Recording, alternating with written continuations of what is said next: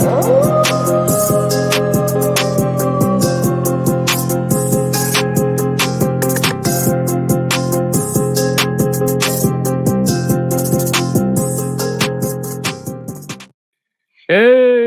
Yeah! We're back! We back! 28! 28 times over. 28. Which one? We turned 28 today. So we're still youthful, we're still young. By the time we turn 100, we'll probably be old and saggy, but you know what it is. We're gonna be grumpier than we already are about certain stuff. Oh, bro, imagine. It won't be called, it'll be called a Grumpy Shoe Dog podcast. might as well be called a Grumpy Shoe Dog podcast, bro. Hey, we'll see, man. We'll see. How you been, though? What's up? How the week I'm been? good. I'm good. I'm enjoying sneakers sitting. I'm enjoying some of the sneaker releases we're gonna get later on this year as well, like the Year 4s. They look pretty decent. I like that vibe, but I'm a bit confused why they've got a Purple Canyon 4 coming out and they've got Year Violet all coming out, which is very similar in terms of like the color blocking, and I think they're trying to take a bit of that kind of shine from that Travis Scott Friends and Family purple colorway, in my opinion. And you know what is gonna happen, bro? You know what's gonna happen. The Poor Man Canyon Cactus Jacks. You know what I'm saying? That's always gonna be the case. Always gonna be the case. But there's not, like we always discuss, there's no poor man's anything here. No. And especially with this guest we got on here today, definitely rich uncle vibes, rich cousin vibes coming off. I'm getting this out early today. There'll be some knocking on the door today with this, bro. Yo, so I'm very happy to have this guest that we got on today. He is one of the bros that we communicate with on a regular basis. He does a lot of lives, a lot of good content, real talk, real good reels on IG. And that's what I know him for. That's what I expect from him every time I see him. And that's what he gives us all the time. Is none other than Mr. Polar Bear MDK in the building. Yeah, gentlemen. He's the bro. He's definitely the bro, and he's a very funny guy as well. So it's just going to be quite an enjoyable one. And the thing is, what I love about Polar, he can take banter as well. So it's quite good. You can actually dig into him, but he can take banter. Timing. It's all timing, right? Hold on. We always do drips, and we always do like sneakers and stuff like that. So I'm enjoying what Q's got on today. That X-Man top, right? That traditional X-Man copy. Come on, bro. Get up and let's see that top. Sick with it.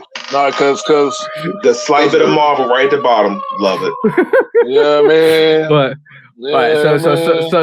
so I'm also enjoying what Mr. Punisher's got on there. Look, Mr. Punisher, get up and show me your drip. Hold on. No, not Punisher. Not Punisher. It looks like Punisher. Oh, yeah, no, shit. It looked like the Punisher from Wales, bro. Yeah, Halloween, baby. Halloween. Nightmare from Halloween. Yo, bro, you enjoy my house at this moment in time because my girlfriend's got all the Halloween gear out, all the Halloween cushions and Halloween decoration. Bro, she's a massive Halloween. I'm gonna say freak, but she's a massive Halloween freak. Like the reason why I was late today was Halloween shopping because she loves a couple of things. Yo, bro, wow. I'm gonna do this after this podcast. And after the live on YouTube live that we got on what we're going to do today, in terms of what we're recording, I'm going to show you a picture of exactly what we got, and you'll be shocked, bro. I'm not even joking. I love it. And today, I'm coming on with one of the most comfortable slides you could ever get in this world is a Yeezy slides with, and you know what? If you haven't seen this, if you haven't read this manga or seen this anime, you need to go and get yourself some Death Note in your life. Oh yeah. Bro, it's been so long since I really paid attention to anime like that. Like I went through a phase years ago where I was watching Yu Yu Hakusho, and it was some more old the arena fighting style animes, Inuyasha, of course Dragon Ball, all that. Dragon Ball really sparked it. Hold on. Of course. What do you do? Like, how do you play? Do you watch it or do you read it first? That's the question. I only watch. I never really got into manga. Damn. It's kind of from what I've seen, the real good ones that everybody says are the real good ones are kind of difficult to get, and they tend to be a little more expensive over here anyway. So I Oh was no, never into like that. I But when read I was them. when I was in the comics back in the day, I would pretty much grab whatever I liked on the cover and end up think learning about a character I never knew. You know what I mean? I had no clue about that. I think I use online. I use an online portal to read all the manga that I want because I don't buy the books unless I really want to buy the book. So like Berserk is something I've been reading for quite a while. Dope, very explicit but very dope. I like the concept of it as well. But I've started to collect. I started to collect the books before the author died. So that's that's unfortunate. But yeah, he's the book prices are escalating into like the hundreds now because he's passed away, and I'm a bit like, yo, shit, I need to get these. I need to get the collection. But yeah, I like reading mangas. Very mind engaging, very mind engaging. If you want to read like a complex murder mystery kind of book, like it kind of gets you into the role. Like I read Bleach up to the new saga where the hunt, like I'm not going to spoil it, but like basically the very latest one. I think we've gone through all the hollows and all of that, and like Captain Aizen and all that stuff. I was reading that massively, bro, and I'm glad it's making a reappearance. I got two for y'all. Two movies. Well, one of them is a series. The other one is a movie. Have either y'all ever heard of Ninja Scroll? Yes. Yeah, I've heard of Ninja Scrolls. Yeah. Ninja Scroll is the shit. The first Ninja Scroll, not Ninja Resurrection. The first Ninja Scroll, bro. I saw that in like 95, 96, something like that. Bro, that's an unparalleled anime movie, in my opinion. Yeah, I ain't seen nothing that's overall better than Ninja Scroll. Mine was Fist of the North Star. Mine was Fist of the North Star for my first true anime movie to watch, and that joint, that was rowdy. Fist of the North Star, it's in its own situation, bro. Like that movie, you know that movie, TJ? Yeah. Yeah, Fist. They ended up having a video game, and I think they tried to do like a show, but I don't think it. I saw something else. I know there was a bunch of fan fiction. Yeah, but I think I heard it never really grew from there. Yeah, I think I heard at some point they were trying to do a movie, but maybe it didn't work because you can't do it with that cartoon. There ain't no movie gonna do that cartoon. They did. So they did a live action movie, but the thing is, because you don't know about it, is exactly the reason why you don't know about it. That's all I'll say. Okay. That's all I'll say. Yeah, it didn't. I kind of enjoy Studio Ghibli as well. Like they do a lot of really classic kind of anime movies as well. So like that for me, it's more of a throwback. I like the animation type. I like the way they do the animation as well. And that. Look, this ain't an anime show, but we on a tangent. Do you think certain companies produce a better product? Because sometimes I tend to see a lot of the same names in anime, and those tend to be the ones that rise above. I think that I think that everybody has the capability to do something different, and that's the good part. So each company is going to do a different product. Like even with the new Dragon Ball Super movie that's coming out, they've taken an entirely new, almost like a 3D on 2D platform style. So a lot of what you're going to be seeing is from a 3D focus, but it's going to be on a 2D plane. I'm not used to that, so it's something to kind of get into because the story is mainly focusing around Gohan. That's the main reason why I'm going to lean into actually watching the movie, though. I think every company is going to produce a little bit different, but like if you watch Naruto, you know for a fact that, and I haven't watched all of Naruto. I've seen a few episodes. I'm not a huge fan, but my son has gotten into it now, so I think I have to get into it. Bro. Oh, I'm gonna say, like, if you want the epitome of a anime and manga, Like if I would read Naruto before, and then I would go through and look through the blogs that tell you the episodes to watch What filler without the fillers. episodes to skip? Yeah. Because basically it gets really like, this is one thing we hated was with the whole Naruto series, was basically the fillers. The fillers was taking up too much time, and you can Kinda like tell Dragon Ball. when like Dragon Ball, but it was more excessive, where you knew that the anime basically got to a point where they were waiting for the manga to catch up, and on manga to actually proceed to kind of start doing it. So you noticed that, because it was linked in timing.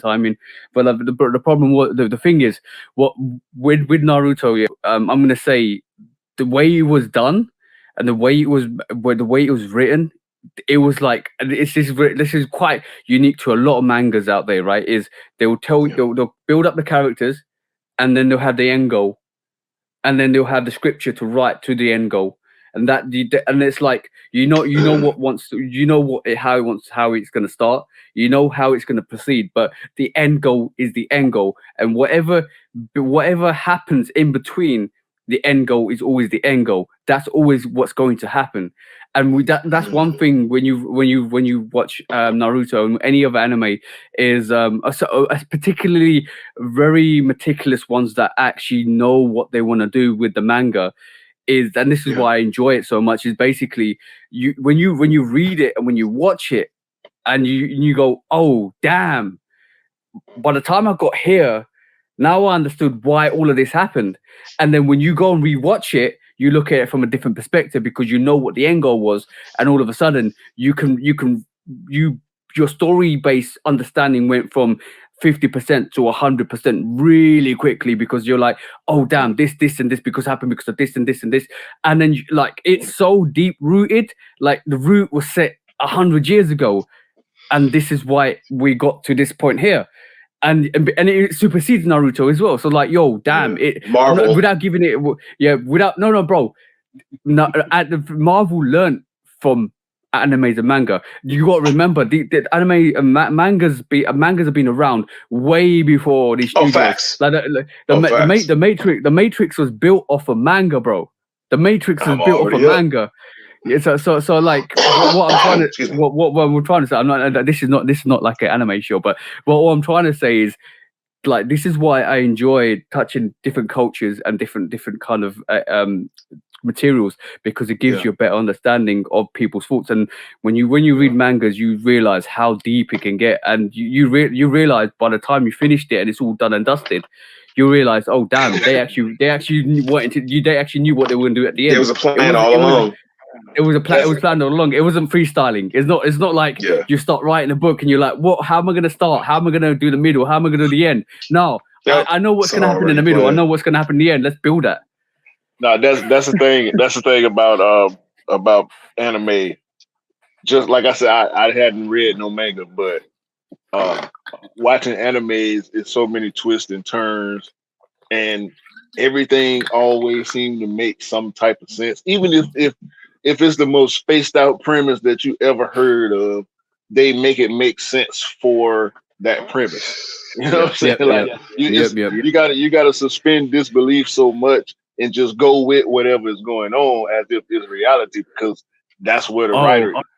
You know what I mean? This is what's real at this moment. You know what I'm saying? Like, facts, bro. The best ones, they're so immersive to where you see why people go crazy about the shit. Yeah, right? and it's better than most media if you like cartoons. And the thing is, with Naruto, like, basically, you are going to be shocked as hell. Like, you will be like, oh damn, oh damn, oh damn, oh damn, oh damn. I'm not even joking. This is why it's one of the best mangas out there, apart from Dragon Ball, and I regard that highly. Dragon Ball started it all. Like, from when I talk to people, and when we talk about mangas, and I'm an enthusiast. I love anything manga and what do you call it, and animes. But when you talk about stuff like Dragon Ball said it all. every premises on Dragon Ball is seen on every other manga that we see going forward. And it set everything for us. And like when you talk about Naruto was I think it started in the 80s, bro, and it's just done. Ow. Right. Like I'll look this up, but like Naruto was started in the 80s, bro. I think 85 or something like that. Let me just check this up. But it's been going on for ages, and now there's a spin-off series called Boruto, which is his son. Yeah, his son. And that goes even further back, bro, than Naruto, because it touches the essence of ninja, like where it all started. And bro, it's deep. Like I'm gonna say, it is worth watching, guys. It's worth watching. But we transcend to a different plane because we're all anime manga freaks. Go on, bro. I got one more for you. Angel Cop. That was the second one. It's a series called Angel Cop. I'm trying to find a better picture of it, but I've seen that before. Not the show, but I've seen still frames of it. Bro, Angel Cop. Yo, that big hair in the 80s and everything. Good God. Yeah, Angel Cop. It's real. It's Akira-esque. I apologize. I apologize. It started in the 90s, like no 80s. Sorry. So the 80s was Dragon Ball, 90s was Naruto. So 1997. But if you guys like a funny anime, and if you like a funny what do you call it? A funny watch Trigun. Trigun, bro, Cowboy Bebop. Yeah, Cowboy. But it's also Cowboy Trigun's dope. They got a live action show too. It's fine. But by the way, it got cancelled. Damn. Netflix cancelled. Yeah, that Netflix cancelled out. That one season Cowboy Bebop live action show is dope, bro. And by the way, Trigun's been remade to be a bit more true to the manga. Yeah, that's one thing why I read manga first. I watched. No, I read Full Metal Alchemist. That is dope, bro. I gotta get into that one. But I'm just saying. You know, it's very relevant to this time. It's very relevant to this time and what the government's doing and shit like that and stuff like that. You'll kind of get an understanding, but it's a bit more intense than that. It's a bit more like supernaturally intense than that. So like with Full Metal Alchemist, you have to read the manga first, because basically it gives you an insight into what's going to happen. And there's two animes to that. There's Full Metal Alchemist, just a normal one, which does not go with the manga at all. But there's Full Metal Alchemist Brotherhood, which goes into the manga. Yeah, go watch the Brotherhood one. My girlfriend watched the first one because she grew up with it. And when I read the manga before I watched it, she was like, I was saying stuff to her, and she was like, "That didn't happen though." And I was like, no, but I read the manga, and I showed it to the manga, and she was like, my whole world was a lie. I said, yeah, bro. Like, I was like, yo, I'm just saying, the manga's telling me one thing, you're telling me another thing. So she watched the Brotherhood, and bro, it's intense. Like when I'm saying it's so dope. It goes into the conflicts. It goes into government conflicts. It goes into the whole sins and stuff like that, bro. It's so dope. Yeah. So dope. It's dope. religious, political, and action all at the same time. Yeah, and then you were like, oh shit, this is what our government doing to us now. I mean, I'm pretty sure if you pulled up, if you pull up any movie right now with about a dystopian government, I'm pretty sure we're kind of leaning on it. Like we're kind of living in a George Orwellian type existence right now, and it's getting more and more scary. Lord of the Flies. I'm just saying, bro. 100, bro. Like, he should have kept writing, because he probably would have predicted our future at this moment in time. There's so much disrupt. There's so much disrupt within every single government. What is it? What was the name of that joint called? 1984. 1984, like especially when it broadcast the fact of like how people will be watched and tracked by their government with cameras and everything else. Like, come on, man. I mean, listen, I don't want your podcast to turn into that. I No, don't want you to be demonetized. It can turn into anything you want, bro. It can turn into anything you want. We just had a 15-minute anime manga conversation. We can talk. We can do whatever the hell. What people forget about us? What people forget about us? We're sneakerheads. We're sneakerheads, but we're everything else. That's what people forget about us. We're like sneakerheads, anime, fitness freaks, workaholics, bro. Everything and above. Because and we just do it. We do it. We like, we don't sit here and not and contemplate. We do it, and that's the difference. You ain't got no choice. Like literally, if you're sitting around and you're thinking about it, then that's the first step to actually actually going towards doing something. Like we went shopping yesterday. And one of the stores we went into, they had what's the name of that damn thing? It's called the Tonal Fitness.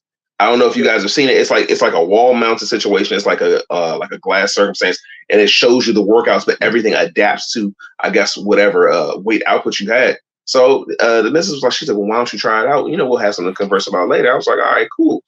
So I dropped it and it puts me in a neutral deadlift position. I was like, all right, let me check it out. I deadlifted. I was like, all right, it doesn't feel like anything. But as each one of my outputs, I'm just kind of starting off slow, just going through it. Each one of my outputs raises the weight. By the time I got up to the 16th rep, I think it was sitting at around 380.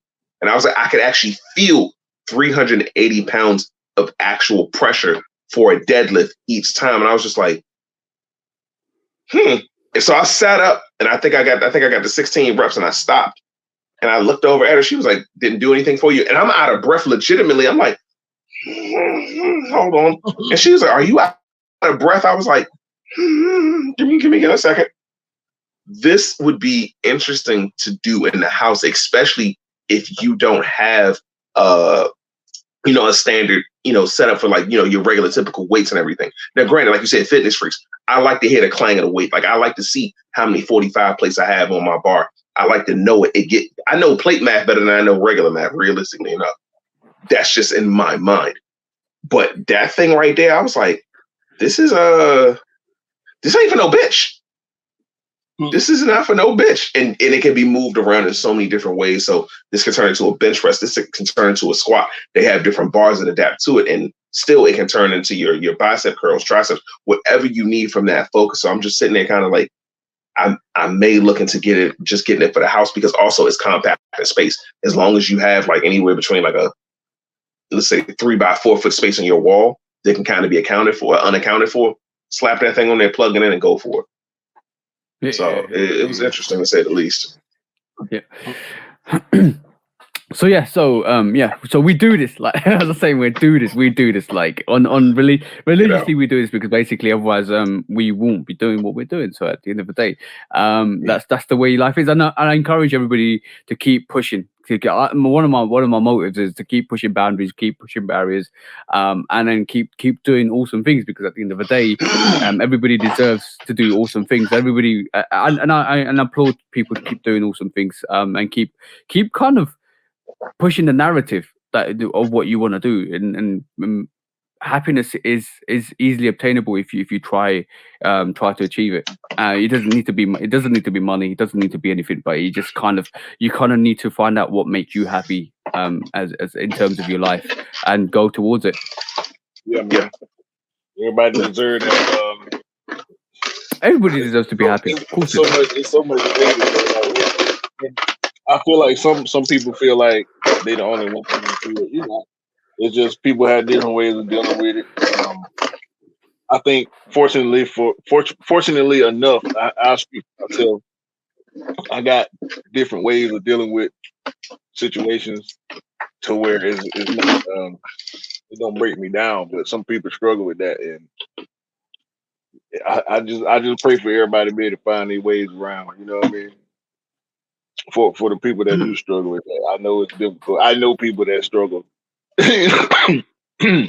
Excuse me, mentally. So it's not cool. I've been people who struggled. so Polar, going back onto sneakers again. So you've been picking up quite a lot of pairs recently, and you were mentioning recently you're gonna retire from the game. So what what is your thought processes behind that? Because you're talking about retiring from sneakers. What's put you into that mood? I honestly, so for me, it's the hunt, and I'll be completely honest with you guys. When I really started heavy on my sneaker journey, like in the last 2 to 3 years, excuse me, I was able to reach a financial point where I was like, okay, cool. I could actually start buying some of my dream sneakers. So what I did was I wrote down my dragon list. That's what I call it. I wrote down my dragon list. Yeah. These were specifically Grail sneakers for me that if I knew for a fact if I had these in my collection, that meant I was doing something right in life. Personally. When I started really just checking off those boxes, it became one of those things where it's like if you've hunted, and I don't mean I'm not advocating for killing animals because Lord knows I don't, but it's like if you've hunted all the rarest game in the world, it's just like what else really is there? So the way I went about it was no, go for it. You know, I was reflecting to what Mr. Miller said to us a couple of weeks ago, and he was like, it is the hunt, but it's also living through the history of being there for like good 10 to 15 to 20 years and realizing that you've like it's easy like from his perspective, it was easy for people to go out and get a sneaker and literally say, okay, cool, I've got it now. And I think I do feel you're affected by that at this moment in time, because like it's great to see you're financially in a point where you can do that, and it's amazing because I always praise you for that, bro. Like keep doing your thing, keep pushing through, but the down the negative behind that is because you can get it so easy, not easily, but you still got to go for the hunt. But you could just say, all right, cool, I want to source this, go and get it, and then you have it. And and the thing is, that's having that kind of deteriorating effect on you, because you're like, I can get what I want now, and I've got what I want, but now it's like I might as well just step away because I've just got what I wanted and I've just ticked off that bucket list. But like, if you like for any like, I'm talking about any average person that's getting into sneakers, and they'll be like, all right, cool, I can't do what Polar does. Right, because it's like no, because it's a polarization, and we're gonna call this opposite.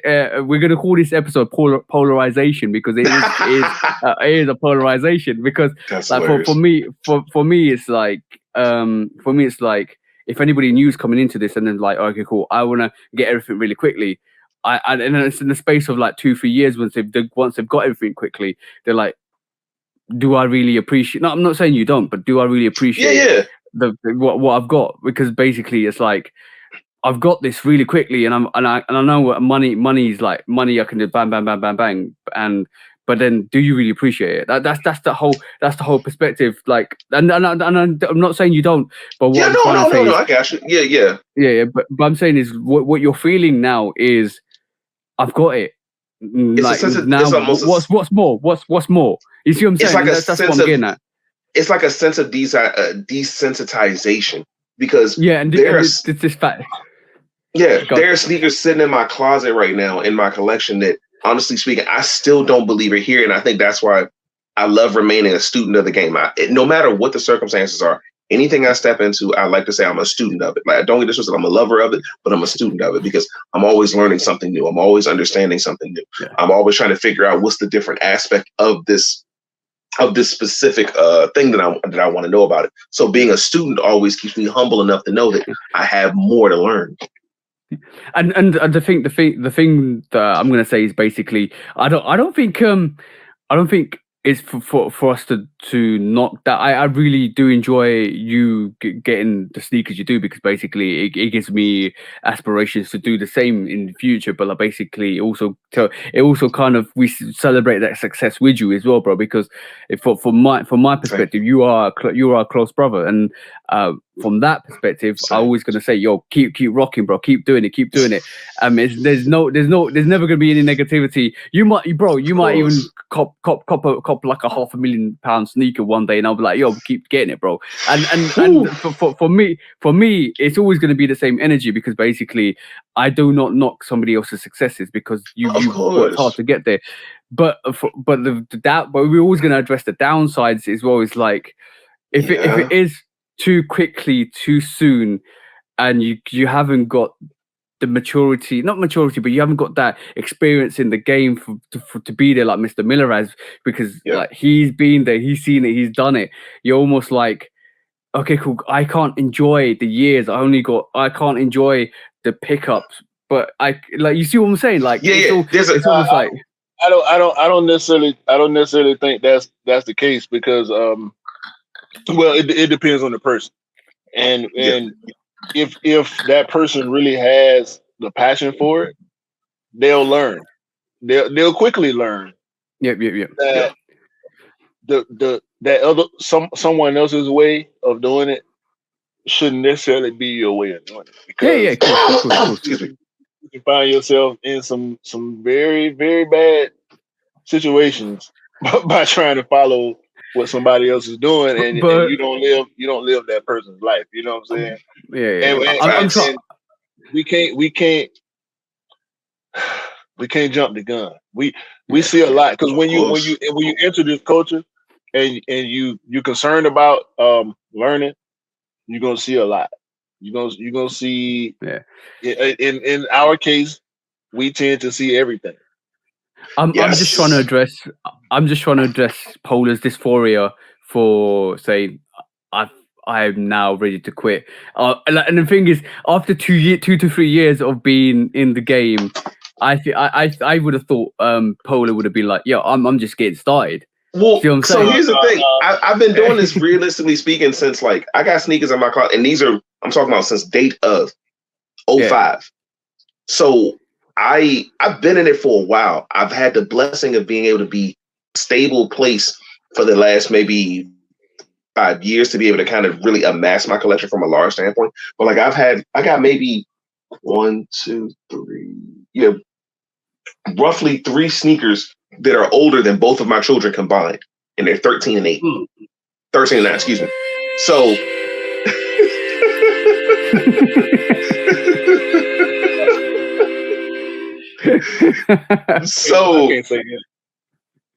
so from that perspective, like I've seen it, I've seen a lot come, I've seen a lot go. I've been blessed to be in a position where a lot has came and stayed. So now it's just like, all right, cool. On my Dragon list, I wanted all 3 of the off-white ones. The moment I touched the Euros, it was like, all right, cool. Then I got the UNCs. Then the Chicagos were kind of that was a fight. That was a hunt. So for me, it was a pressing matter. So it was just like every other thing, they kind of stepped in front of it. Yeah, shoe dog mentality. Shoe dog. It's a completionist mindset. So like, because before those, it was life depending. I mean, life threatening almost. It was a necessity that I had the bread ones. It's without a question. If anybody knows me, if you love me, if you know me, if you're close to me, you know for a fact that is a shoe I will be buried in. Like I took my wedding anniversary photos in that shoe. That is the shoe that will touch the grave with me. My bread one. Not only when I got that one, I had to double up. So I was like, all right, you got one that you can keep in rotation, and you got one you keep off to the side just for stares and gigs. Okay, we naturally walked into this. You just walked into a brick wall here. Love it. Right, loose shoes or dump. Loose shoes or dump. This is what we normally do. We ask the guest a question. Loose shoes or dump, and I've got one basic question always that we ask the guest. It is lose. You lose is you lose it totally from your rotation, but it goes to everybody else. Choose is you choose it and basically everybody gets it. And dump is you dump it out of history and it never comes into your light. So basically, lose, choose, dump. So lose, you lose for yourself. Choose, everybody gets it. Dump, you dump it out of history. So I'm gonna give you 3 choices, bro. I'm gonna give you OGs. So that means OG sneakers. GR non-OG GRs, right? Or And remember, we're talking about Tokyo 23s. We're talking about Lightning 4s, all of that stuff, right? Yeah. And now, and we're talking about collaboration Talking about hype. shadow We're talking about backboards, all yeah, that. we're talking about shout backwards. All of that, bro. All of that. Remember that thought. Remember that thought. So we talk about we're talking about bread. We talk about breads. We talk about we talk about OGs. We talk about breads. We talk about bread 4s, Black Cement 3s. We talk about all of the heat, right? And then we talk about non OGs. We're talking about the Lightning 4s, the shout backball 1s, all of that stuff, bro. And now the hype stuff. We're talking about collaboration hype stuff. We're talking about all the Chicago off-white ones that you talked about. You're talking about all the UNC off-white ones we talked about. Yeah. So you got loose shoes are done, bro. Go for it. No. I got a caveat. Because All right. Caveat, bro. I got a caveat now. Remember, SB Dunks are in that GR category as well. Yes, bro. I'm a So okay. make your choice, bro. Oh, this is easy. So loose shoes or dump. Immediately, choice without a second thought, and I mean without a second thought. OGs for all. OGs for all. Oh yes, bro. Without a question. So you're choosing OGs, yeah? Of course. OGs for everyone. Okay, you're bro. You are the best. You are the best, bro. That's like you passed TJ test. No, that was like I'm listening to the question. I was like, get to the end. To get to the end. Get to the end. Like just get to the end. Like I know where I'm at. Get to the end. Like come on, get to the end. Like go ahead. What are you doing? Like this is OG. Like there's nothing that stacks up to a bread 4 or bread 1, or Chicago 2 or cement 3 or cement 4. Like a fire riff. There's some things that just do not. A Concord 11, a bread 11. Jesus Christ, did he just fall? No, I'm good. I think he fell. Come on, man. Come on. And like, look, what are we talking about here? What are we talking about? Look, I just yesterday. I was so on the fence about them, and just the fact that they removed the elephant print made me stay away. And it looks good. The shoe looks incredible. Did they remove it? Down in the back? Okay, so it's just in a different perspective. Did they really remove it? It's just the way I'm used to seeing it. Check this out, though. Yeah, and we in the middle of loose shoes or dump now. Yeah, I gotta do this. Tell me what's wrong with this picture.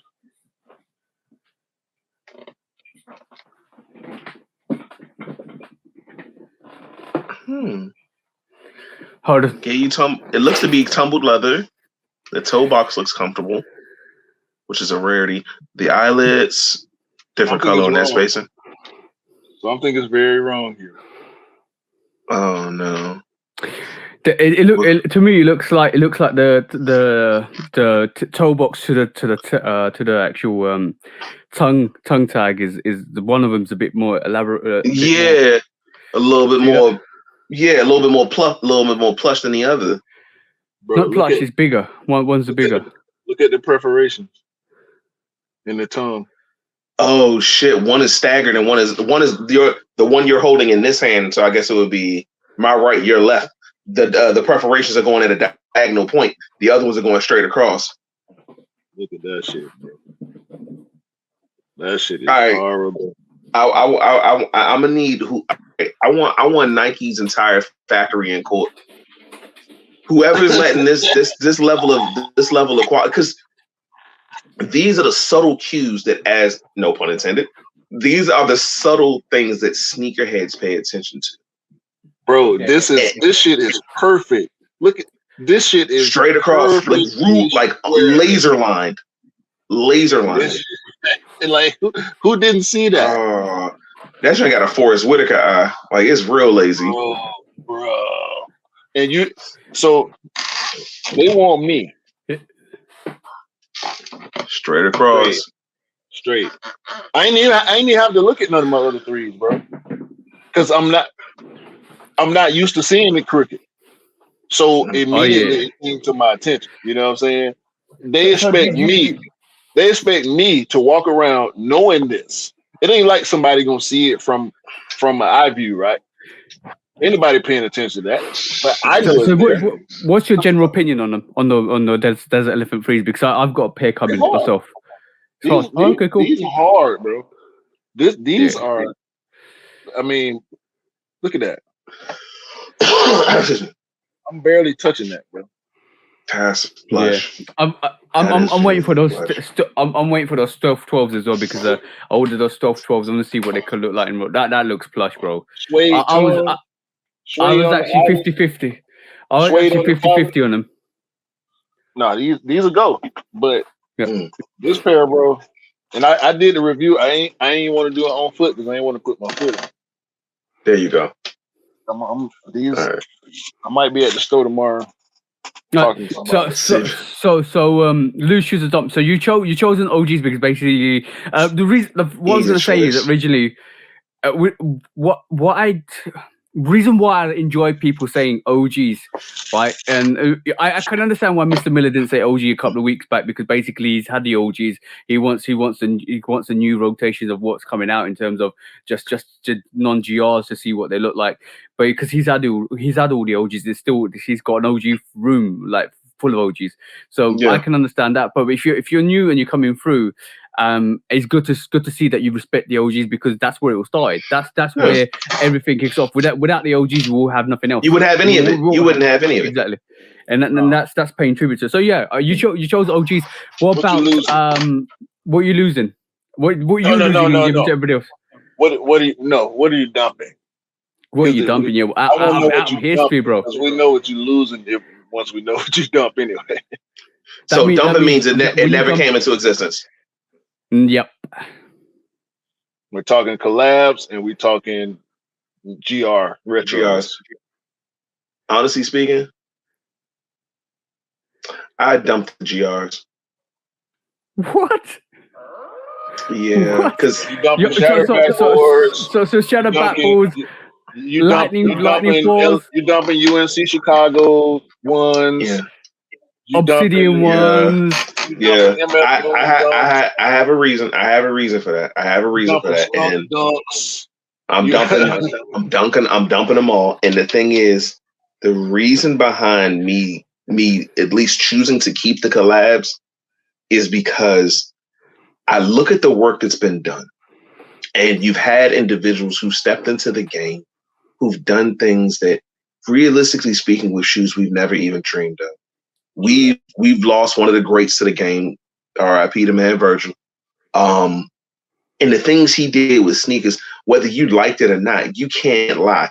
As a black man, as a man of color, changed the entire spectrum of what we saw for not just for sneakers, but for fashion in general. He gave you something that you didn't think was possible, especially from when you look at let's keep it simple. Let's look at a pair of off-white Air Forces. I'm not a huge Air Force fan. Personally, I'm just not. But for those who are, let's look at the off-white Air Forces. The Moments. Mm-hmm. He gave you a black shoe. Deconstructed it just a bit. Gave you that soft foam tongue. Gave you incredible leather across the side of it. Gave you the Beaverton, Oregon writing on the side. Gave you that entire layout. And then the orange tab at the top and then the air on the back. Simple, elegant, sweet, but very much so different to the point where that shoe was going for what. And I'm not looking from a price perspective, but I'm saying that shoe was going for what. That's one of the greatest sneakers of all time, bro. Yeah. That moment Air Force, the white laces, like, come on, bro. Okay, so basically, you let's get this right. Let's put this in perspective. You're choosing OGs all the way, which is great. Of course, that means it means everybody gets them. And you're losing collaborations, but you're giving everybody else collaborations because it's appreciation of them, and you're dumping GRs, not GRs. I mean non-OGs out of existence. I respect that. I respect that from you, bro. Respect that. I thought would have been. I would have thought it would have switched around between the collaborations and OGs as well. So, but yeah, I respect that. But now I can't lose this. I'm gonna say one thing. Respectfully said, you watched artists come into the game who did things like this because this falls under collaboration, does it not? Yeah. For me to take this away, I'm gonna say one thing. I'm going to say one thing, right? What I respect to Virgil for what he's done, and I'm not really an off-white guy. I respect everything he's done for the game. I respect his sneakers, but I'm not. I'd rather, like I said, I'd rather pick up the OGs than the off-white stuff. But for me, like what Kanye has done with wherever he's gone with Nike, with Adidas, with Gap, with all the collaborations with Balenciaga, what he's got coming. Yeah, Yeezy Supply. Yeah. Bro, that man is a living genius. In my perspective, for me, like we talk about this. I'm gonna touch two subjects here. We talk about these foam wars and the fact that we've seen all these foam wars, and we're seeing these slides, and we're seeing these like runners coming out and stuff like that. And for me, it's like, okay, cool, that's fine. But how are you gonna beat the quality of a Yeezy slide? How are you gonna beat that, bro? Like, I don't understand how you're gonna make whatever you come out with more comfortable than a Yeezy slide. Like, I don't know. OG status. This is what Ye sketched up on a plane just because he ran into the CEO of Nike. So when I think about collaborations, like, yeah, you can talk about Travis's and this, that, and the third, which are great shoes. I'm not taking anything away from, but like, I miss the old Kanye. When I say that phrase, this is what I'm talking about. The slides are comfortable, but this is history in my hands. Yeah, cool, of course. And this is just me. This is why I say he's absolute genius. Like, think about it this way: he got in 2015. He left Nike, started his brand with Adidas, and then basically created something out of nothing in terms of 350s, in terms of 750s, in terms of or 950s. Bro, like, he created something out of nothing, and he's created an empire with it. And the fact he's done that, and we do laugh at him because he says some crazy stuff.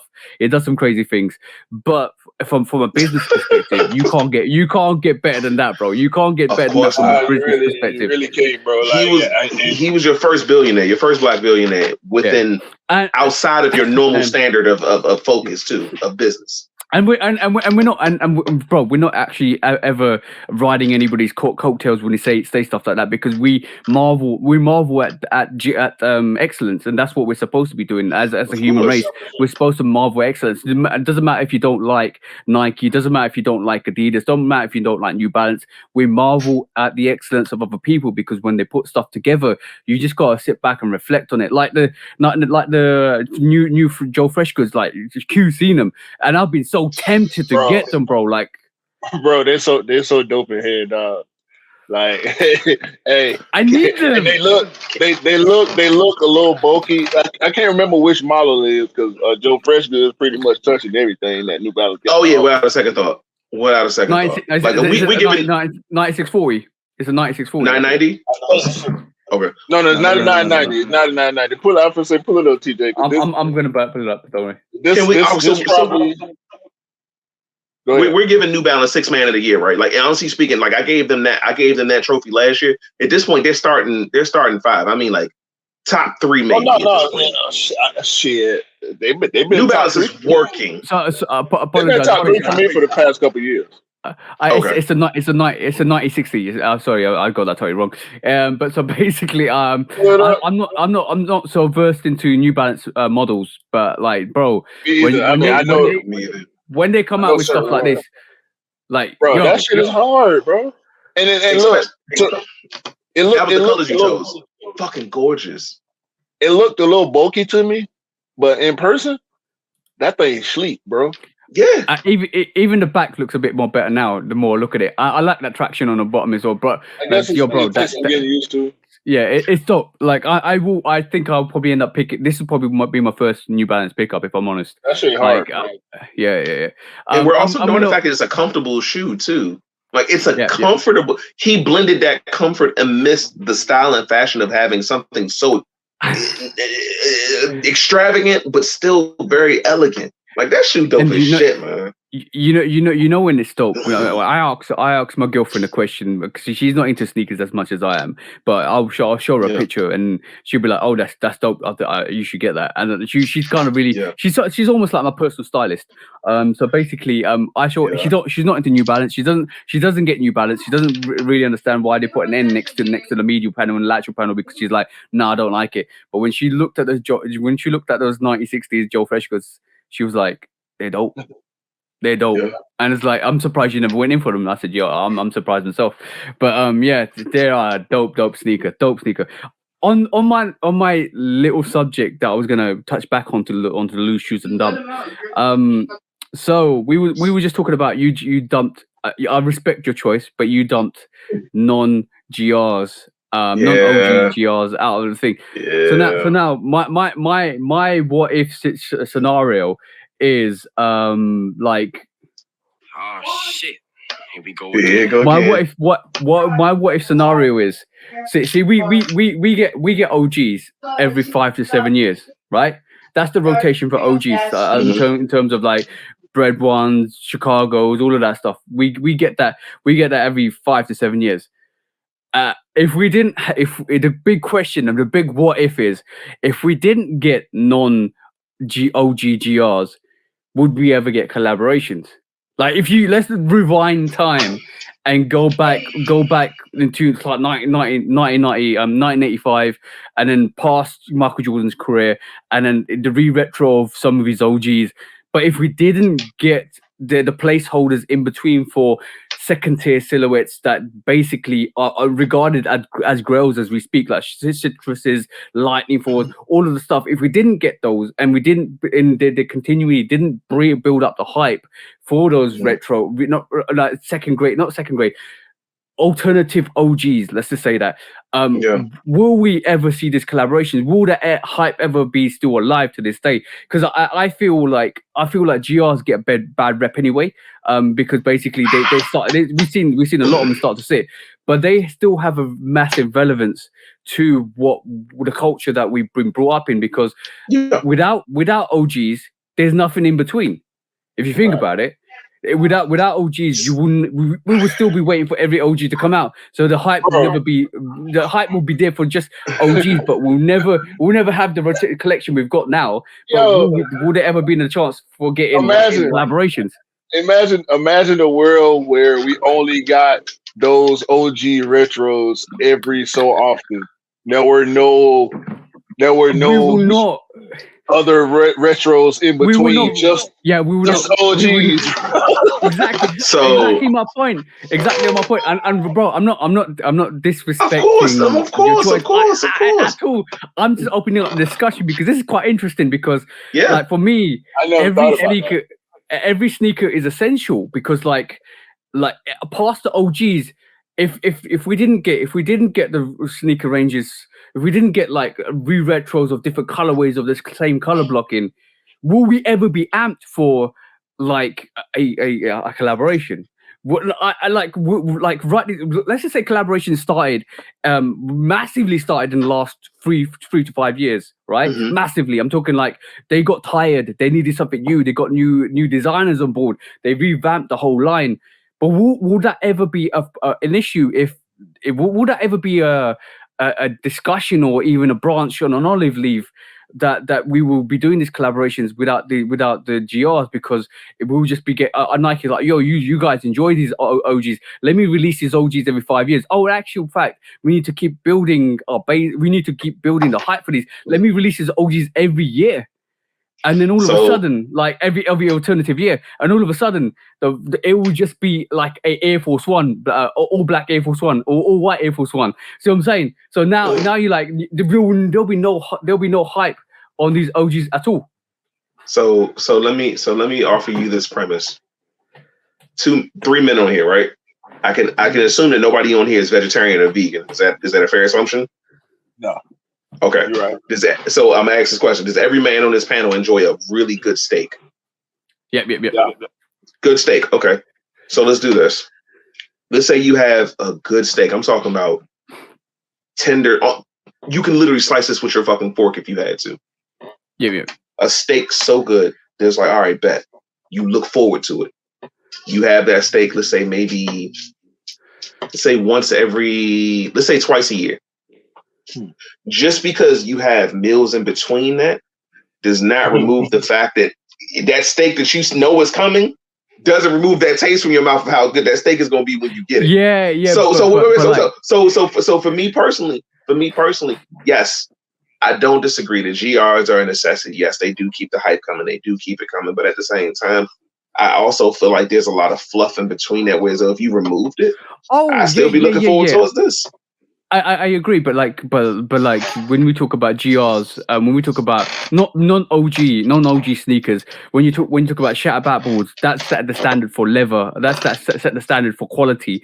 And when you talk, there's bigger relevances in terms of GRs, and this is why I say what I said, and I took a different perspective to it, and this is why I believe like picking up a GR is still as good as some OG sneakers, and sometimes it's even better than sometimes even better than collaborations, because basically I like, for me, there's some really special.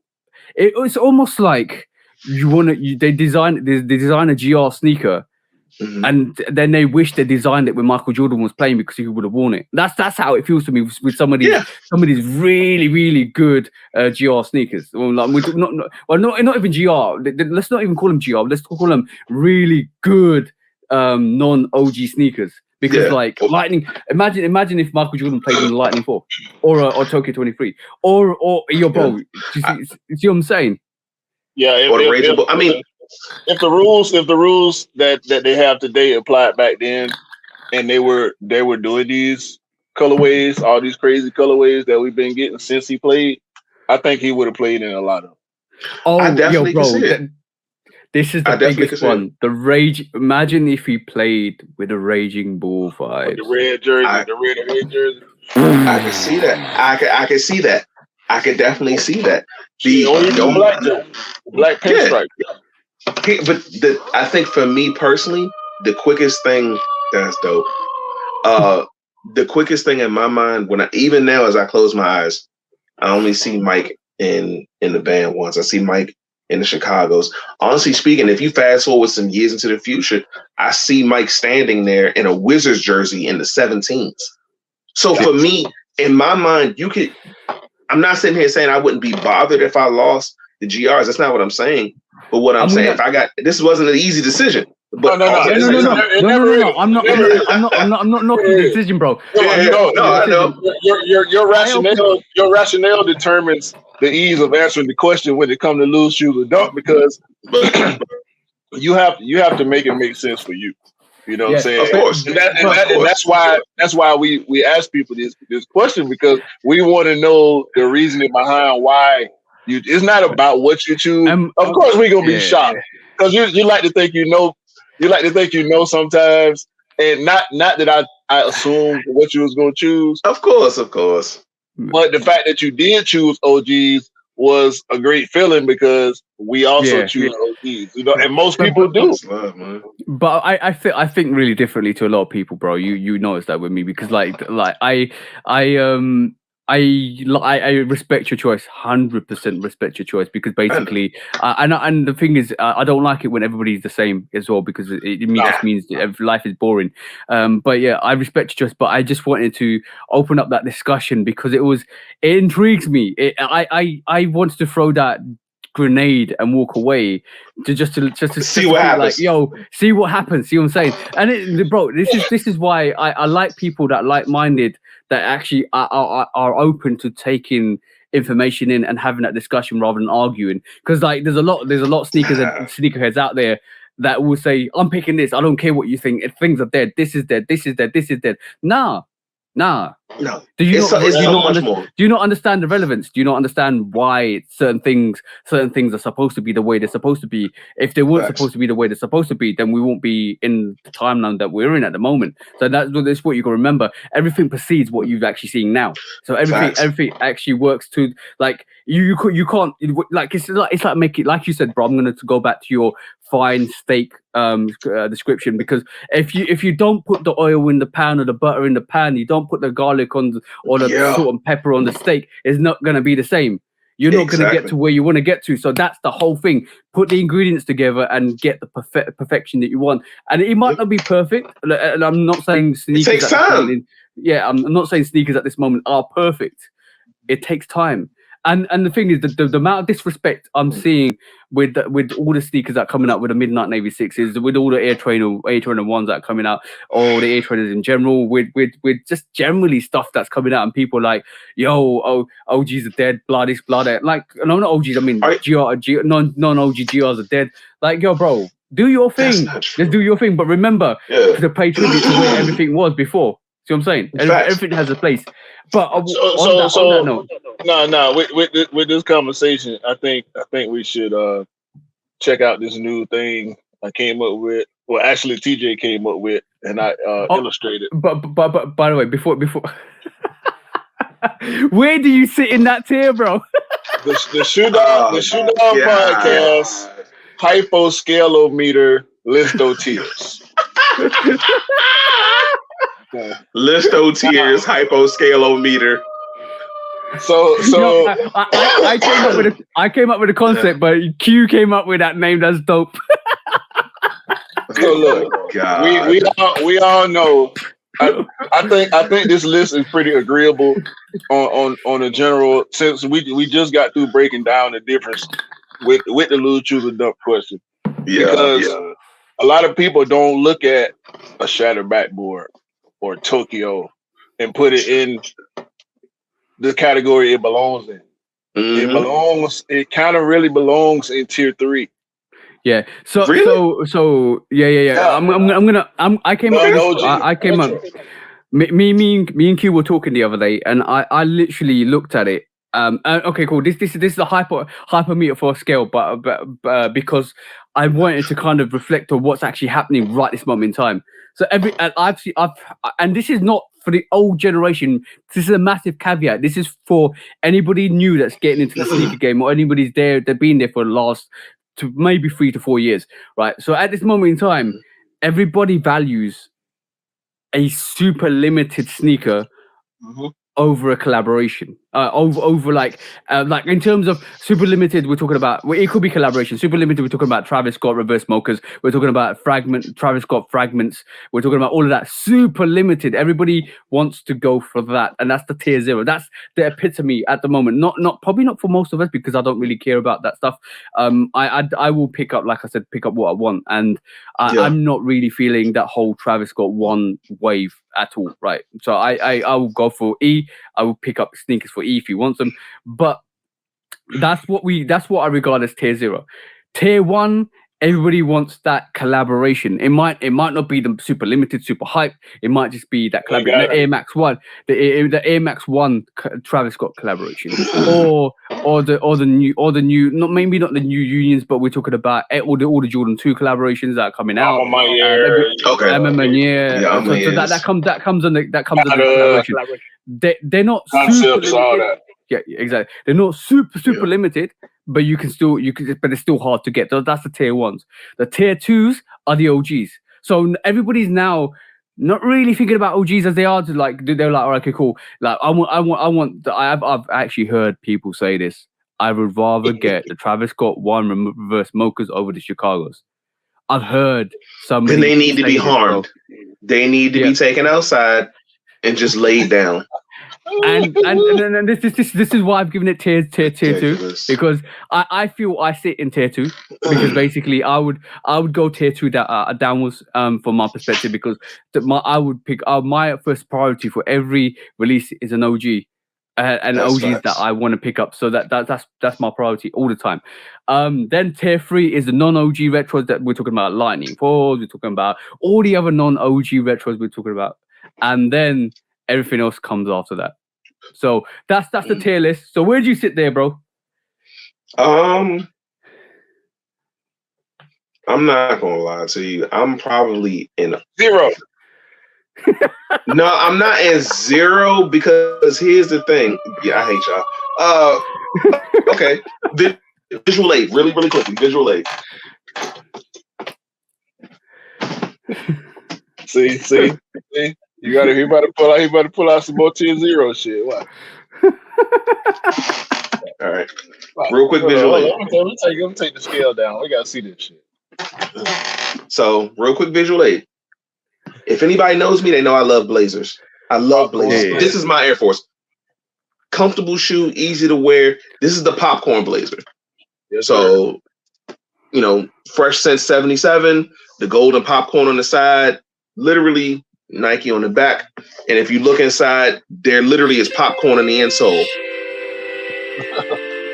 I'm with you on the Blazer now. So, there you go. So, this technically will fall in everything else, right?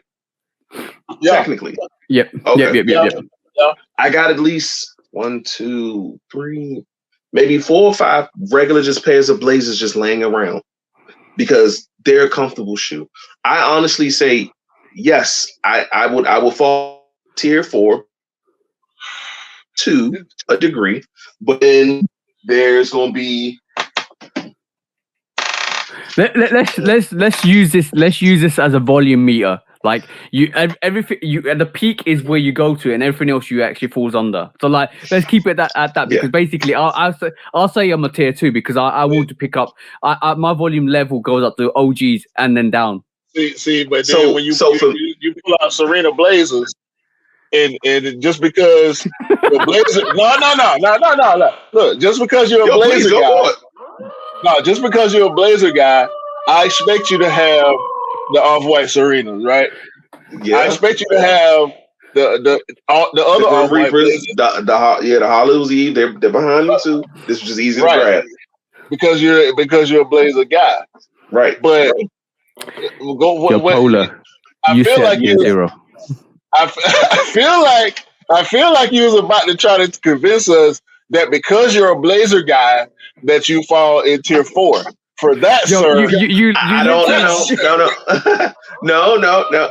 That's incredible. Just God. You receive a yellow card. Jesus Christ! I hate this house. You know what? That was literally the significance of putting out the gun, aiming it, and then just cocking it to your feet and shooting yourself on the foot. Here's the thing. My point is, I think we've seen election, Polar. We've seen it. Okay. Don't do this, bro. It's nothing here. I think I fall in all of those tiers. I think so. That's why, honestly speaking, I was zeroing down. Yeah. You go, but it's a good thing because I actually enjoy the tier thing. It's quite funny. But OGs overall, no matter what, because honestly speaking, and I say this with all love, you could burn down my collection if you threw a grenade right now in my sneaker room, and I only had one pair that I could grab within that 10 seconds. I'm going for my bread once without a second thought. That is why we can do this to you. Like without a second thought, I'm running to my bread ones. Without a second thought.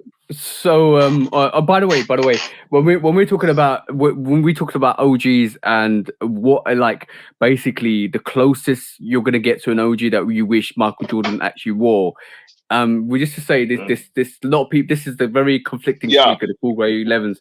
This is some people regard this as an OG, some people regard this as not a non-OG because Michael Jordan didn't really wear it through his Chicago days. So basically, and then it didn't actually come out in terms of when the 11 line came out. So when we talk about that, and like when this is a very decisive sneaker in realistic terms, but also this is a prime example of you like almost like we wanted the Raging Bull 5s on Michael Jordan's feet, but we got the cool grey 11s. Like, see what I'm saying? That's the very derivative of. That's the very derivative. But the thing about the cool grey is what, and I've answered this question for myself. I do put it in the OG category because he wore it. Yeah. How you feel about that? What's your thoughts about that, Polar? Do you regard the cool grey 11s as an OG sneaker because Michael Jordan wore it, or do you regard it as a non-OG because it never came out with the Jordan 11s? So the cool grey 11s is a very, very it's a very sensitive shoe, and I think I'm. Well, go ahead and get prepared. If feelings don't hurt, though, bro, it's just a sneaker. No, of course, it's just a sneaker, but y'all gonna not like this. I'm not a fan of the Cool Gray 11s. I'm just not. I'm just personally not a fan. Now, as far as of course. I know somebody's gonna hit us and be like, "The fuck is wrong?" Like, but as far as an OG sneaker, I will give it OG status. Wolf Grateful is without a question. Those are without a question. And somebody's sitting there going, "How can you like one without the other?" Give me 1 second. What's up, buddy? I was digging my hand. Yeah, so the whole Cool Grey line is dope to me, but personally, like, but the thing is, it's never about basically saying, oh yeah, you hate this sneaker, we're not gonna like you for it. But it's never that question. If you don't like a Cool Grey 11, you don't like a Cool Grey 11. If you don't like a Jordan 11s or 12s or 13s, that's your opinion. That's your taste. That, bro, that everybody's not supposed to like what you're supposed to like. And at the end of the day, everybody's got their own flair. Like, bro, like I some of the sneakers that you have, I'm like, all right, cool. You got them. I love them. I love the fact that you got them, but it's not for me. So, and I'm gonna keep that same energy. But like, I'm never gonna knock you for it, like, bro. I'm never gonna knock you for spending that much money on a sneaker. Saying, no, bro, why are you wasting your money? Even though I feel I wouldn't do it. Even though prime example. Even though I'm gonna sit here and say you should never got those Travis Scott Air Max 1s before the release because you overspent. I'm not gonna. I respect that you did it, but but for me, I would have never done it. But the thing is, at that time, you never knew what was gonna happen, so you logically thought about it and spent. So you could never knock a person for doing that. But for me, like I always tell you, bro, don't pay the pre-sale. Never pay the pre-sale. No, that's fine. And the thing is, for certain shoes, like I'm not a big fan on like the pre-release, especially like I'm not gonna wear them anyway. Like they'll probably sit. For me, that shoe sat in my mind of a shoe that wasn't coming out. Like I didn't see a release in sight for it. Exactly that. Because so I was just like, I better do it now. Yeah, well, whatever happened with the Travis Scott tour, the cancellation of it, we never knew at that moment in time what was going to happen. They had a small release at the Travis Scott concert, and it basically Astroworld, and basically it was done, and everybody thought that was it. Travis Scott's gone. I thought they was going to give him a hiatus. They gave him a 6-month hiatus, and he came back, and he's doing his thing, which is good because let him do his thing. Let the person do their thing and keep kind of living that line, keep living their collaborations. Just everybody to like let people do their thing. But at the end of the day, I didn't think it was going to come out. I actually thought that was it. I didn't. Max is done. I thought they scrapped it. I genuinely thought they had scrapped the entire shoe, or the thought process of it. But also at the same time, this is when we've had these conversations, previously before TJ. Like right now, when you look at Nike in itself, they lost Virgil. That was one of their biggest draw-ins to Nike in itself, outside of the Jordan brand itself.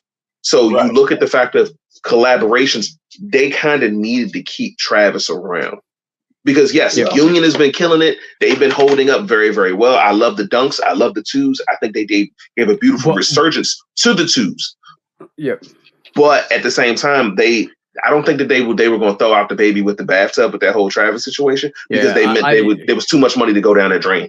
But what they've actually done now, and if you look at them carefully, if you look at them like strategically, they're giving a bit more other people a push, and you've seen that because they're not putting all their eggs in one basket. Because unfortunately, Virgil passed away. He had a major influence on Nike, and now all they're left with was Travis Scott. And they need to. I think they're productively try. Like me and Q discussed this the other day. They're productively trying to recruit new influencers, the new Virgil, the new person that's going to bring that brand forward. But now we're seeing more. Guns, bro. I feel like it's really seeming like James Whitner has kind of taken that Virgil spot. At the moment, as far as individuals, I know just like Virgil, had Off-White. James Whitner got I'm on my year, but he also has social status. If you pay attention, social status, if you pay attention, it's been social status Nikes, and it's been I'm on my year Jordan. But also Virgil left that void that I think quickly got filled by James Whitner. And as we can see, since Virgil passed, we've been seeing more Amamanya and Social Status collabs. Yeah. But when's the last time we saw the Amamanya freeze? Did we get the ones in the same year? No, we got the ones with we got the ones and twos. We got the ones and twos within 12 months, but not in the same. Yeah, and then now we're getting the 4s and the 12s. So yeah, I do see what you're saying. I do what you're saying. Well, we'll get into that in a bit. Well, I do see what you're saying, but also what I'm actually looking at is look at the fact that they're giving DJ Khaled a 5. Look at the fact that Chanel Ebony's got a 2. The J Balvin's got a 2. Look at the fact that Union's doing numbers on Union's doing collab after collab after collab. And to be honest, I think the Union collab's going to start doing what Sakai's doing, because basically they're oversaturating the market. I'm not saying they're doing bad pairs. I'm just saying that they're doing too much too quickly now, and they're incredible. They're flooding the market too fast. They're flooding the market too fast. Yeah, and that's the consequences of what happens when you flood the market too fast. People just get too like nonchalant with it, and like, all right, cool. Well, we're gonna get another union. We're gonna get another union, and this is why I keep saying these collaborations are coming in too quickly, too fast. That they're downshadowing, they're overleaping some OGs, and they're overleaping non-GRs or non-OGs, because basically it's now collaboration. What's the next collaboration? And that's what's currently happening, and that's the trend. So collaborations are becoming way more important to the culture than non-OGs. Yeah, I mean collabs have always been more important than GRs, non-OG retros. But it's we haven't seen these. I don't think we've ever seen this amount of collaboration so frequently, and they're becoming so like condensed that it's becoming like a regular sneaker now. It's not special anymore, because there are a lot more of them available, and having some collabs is better than having none. And so everybody's getting the opportunity to get their hands on collabs, and I think that's a dope thing. It's great, definitely great. Yeah, I mean, but there's some collabs, I'm not gonna lie, like I'm pretty sure, and I'm gonna say this very clearly, I'm pretty sure we could have all lived without those Air Force mids. Yeah, the off-white mid. The off-white Air Forces, like I know personally, I could have definitely lived without those at all, without a second thought. I'm gonna say in existence. Shoe boy, chuck that in there. I'm gonna say something really controversial at this moment in time. I don't think the Off-White brand will survive much more than 2 to 3 years after this. You're not saying anything that most sneakerheads haven't already thought about. Because basically, like, I wasn't feeling the Louis Vuitton Off-White Air Force Ones that came out that were priced at $2,000. I've had a lot of people send me a message saying they're absolute trash. Like the qualities on them is trash. They don't like them at all. They're not worth $2,000. They're just a very hyped sneaker. It's for resellers to get their money. I've had a lot of people say that to me. I can't vouch for that because I haven't seen them in hand. I can't say anything to that because I'm just telling you what I'm hearing. So in terms of that, like I respect what they look like. I do like what they look like, but a lot of people saying they're trash. I don't, and I feel the exact same way about the Dior ones. Hate them, hate them. Yeah, but but like from that perspective, I'm saying okay, cool. That happened. Then we got the off-white mid Air Force Ones. I kind of think I know what they did with that, and I've seen them in hand. I think they're dope, but not for me. That's the way I look at it. They're dope for people that want to get them, but like he's like for me, everybody is expecting that Off-White bread for.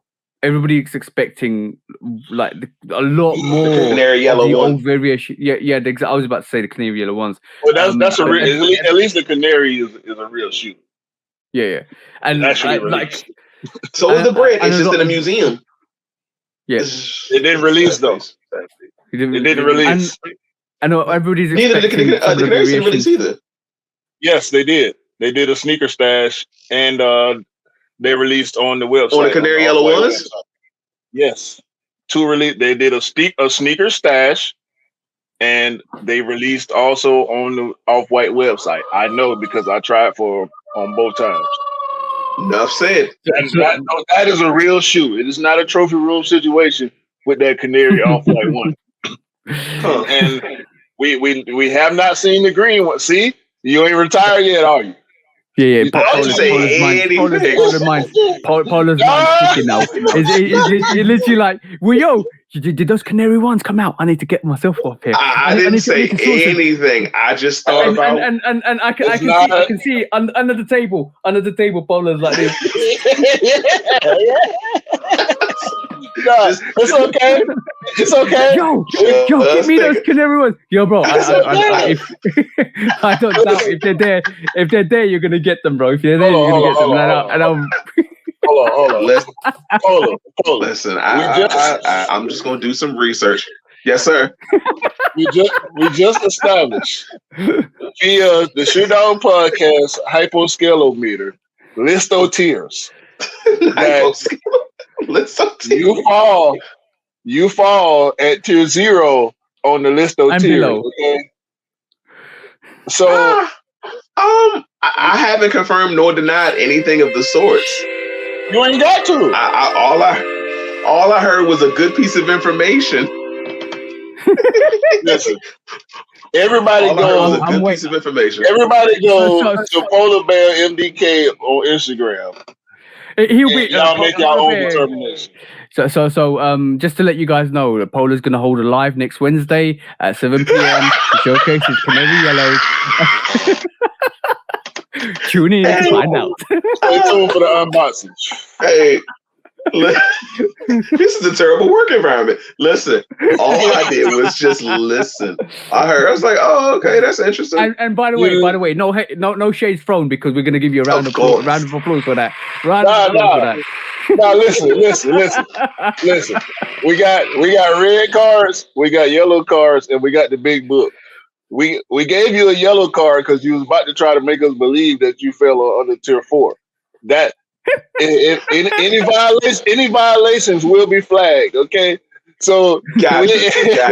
We ain't trying to say nothing. We ain't saying nothing bad. I'm just saying. I seen the eyebrow. I saw the eyebrow situation change. The whole facial environment just changed. You know what I'm saying? Like I don't know if other people can see it, bro. Because I saw there was like a golden aura, a canary aura, if you will, that came over you when you found out that shoe actually got released. So I'm just making observations, bro. Rewind, guys. If you're watching this, rewind it back to when the news broke, and you can literally see Polar's antennas go ping. Yeah, all that, bro. Did it come out? This is why. She was like, you can never play poker. I was like, wow. She's like, you don't have a good poker face. I was like, I don't know what you're talking about. Like, what are you talking about? She's like, you wear your emojis on your face. I stand statement. I don't know what you're talking about. I'm just interested to find out. It's interesting to find out the history actually did take toll. That shoe release, that's incredible. Yeah. Well, look, allegedly, this for everybody that's watching and listening. Allegedly, Polar is definitely going to have a pair of canary yellow Off-White ones. So y'all stay tuned. You know, for God Essentials, that's an essential for Polar. Hey, listen. Listen, I'm glad to know that I can say, oh yeah, I know somebody with them. They ain't none. You know what I'm saying? that's my flex. Let me flex on you. Let's listen, sir. I don't know what that shoe could possibly be going for. I don't know if anyone's actually interested in selling it. Well, we can see. Shall we find out? Keep talking. I'm doing it. Keep talking. I'm doing it. Yeah, we can help you out with that. Listen. We're gonna see a live cop by Polar. We're here to help. We're here to help, bro. Listen, all I'm saying is, of course not. Look Okay, look. TJ. All I'm saying is, I think that there are a lot of great shoes out, and for me personally, I'm a completionist. So in my Polo, what's your size? And by the way, shout out to Scott 11. Simpson because he's Hey, you're my size. size. Yeah. So yeah, shout out to Scott Simpson. He's the original what do you call it? Pat mentality, Pac-Man. which yeah, Pat-Man. Yeah. So there's nothing on StockX at the moment, bro. Of course not. This is I'm gonna have to go do a favor for somebody that I don't want to talk about. Nothing sexual. No. No. Look, whatever you got to do to do what you do, because you got your hands on some shit that people don't easily get their hands on. So I can only imagine some of the scenarios. But can you give us a scenario that you don't mind discuss? Something that even if it's something that you didn't say before, because I know you got stories. You got too many Yeezys and rare shit and dunks and off-whites and all this type of shit. Like you had to go through some struggle to get to some of that shit. Let me give you my worst one. So here, visual aid. Give me 1 second. Yeah. We appreciate the visual aids because whatever you pull out, me and TJ probably can't pull out. All I'm gonna say is Polar's been a great guest at this moment in time. It's a good debate, bro. I was expecting a good debate, but it's become very in depth in terms of what we're discussing. So it's good to see. No, it's just I know from seeing what he got that he a different type of sneakerhead, you know.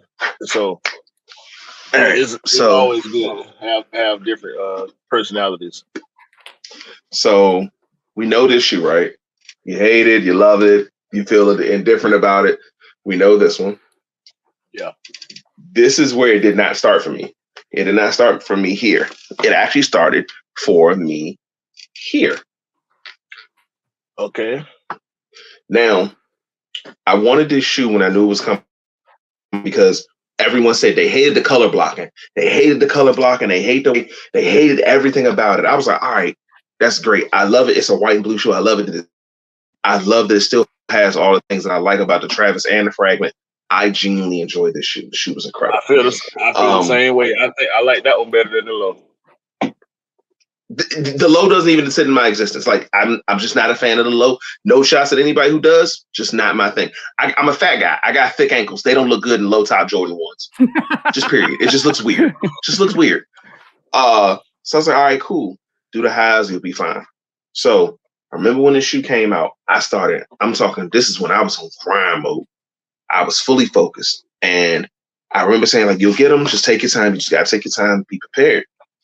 I started following this sneaker page, and I forget the name of it. It's a sneaker store in Pennsylvania. And I was like, oh, okay, cool. You know, I saw that they had a pair, and I was like, let me reach out to them and see if they do shipping. This is before I knew the pitfalls of scammers. Somebody created their page and I'm talking like 15,000 followers on the page. This is not a cap. Like a lot of people who I was close to were actually following the scammer page and not the actual sneaker page. So they hit me up. They was like, yo, you looking to get the shoe shipped or whatever? I was like, yeah, I am. And they was like, yo, how much you looking to do for it? I was like, well, what we talking here? He was like, I could do 27. I said, for real? He was like, yeah. It's like, bet, say less. I was like, how you prefer payment? He was like, we could do Zelle, and I get your info, get everything sent over. I was like, all right, bet. Hold on, bro. Go no. Don't do Zelle. If you're out there, just use PayPal. Use PayPal or any legitimate ones that you can get your money back with, because that is not good. So here's the thing. The interesting thing about it was Zelle. A lot of places don't even offer PayPal at this point. Like I completely agree with you, TJ. PayPal has been one of the most legitimate forms of payment that I prefer to use just from that perspective. Like Cash App isn't even on my radar. Cash App isn't on my radar unless it's in front of me. Unless we are doing, here, I have this for this. Here's your Cash App. I'm not even thinking about it. So Zelle for me was like, all right, it's a tier above Cash App. Yeah. But it's right below PayPal, because if you don't have it, it is what it is. So I was like, all right, cool. Sent him the bread. Waited. I'm on his ass. I'm texting, hey, what's going on? Yada, yada, yada. Oh, yeah, I get it out as soon as possible. I get it out as soon as possible. I get it out as soon as possible. Hit him up again. Hey, man, they charge a little extra for shipping. Can you send yada, yada, yada? We still thinking everything cool? Yeah, it's a little bit of extra for shipping. Overnight them. I'm $3,000 in the hole. I done called him from 4 different lines, and the number keeps changing. Nothing. Now you know it's a situation. I know it's a situation. I'm on his line. I was like, hey, bro, what's good? Because at this point, he stopped answering. So I called up to the actual shop that he said he was working within, because I'm like, yo, it's in Pennsylvania. For me, that's maybe a 2-hour drive. I'm going to take a drive if somebody's getting... I do not promote violence, but I was going to have a conversation with someone. Yeah. There was going to be a very in-depth conversation I was going to have with somebody. I called up there. I was like, yo, I'm looking for ...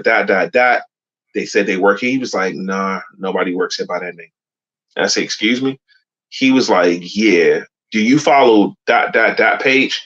And I was like, yeah, that's not... He was like, that's a scam, bro. And he's sitting there, what you get hit for? I was like, the Travis Fragment ones. He was just like,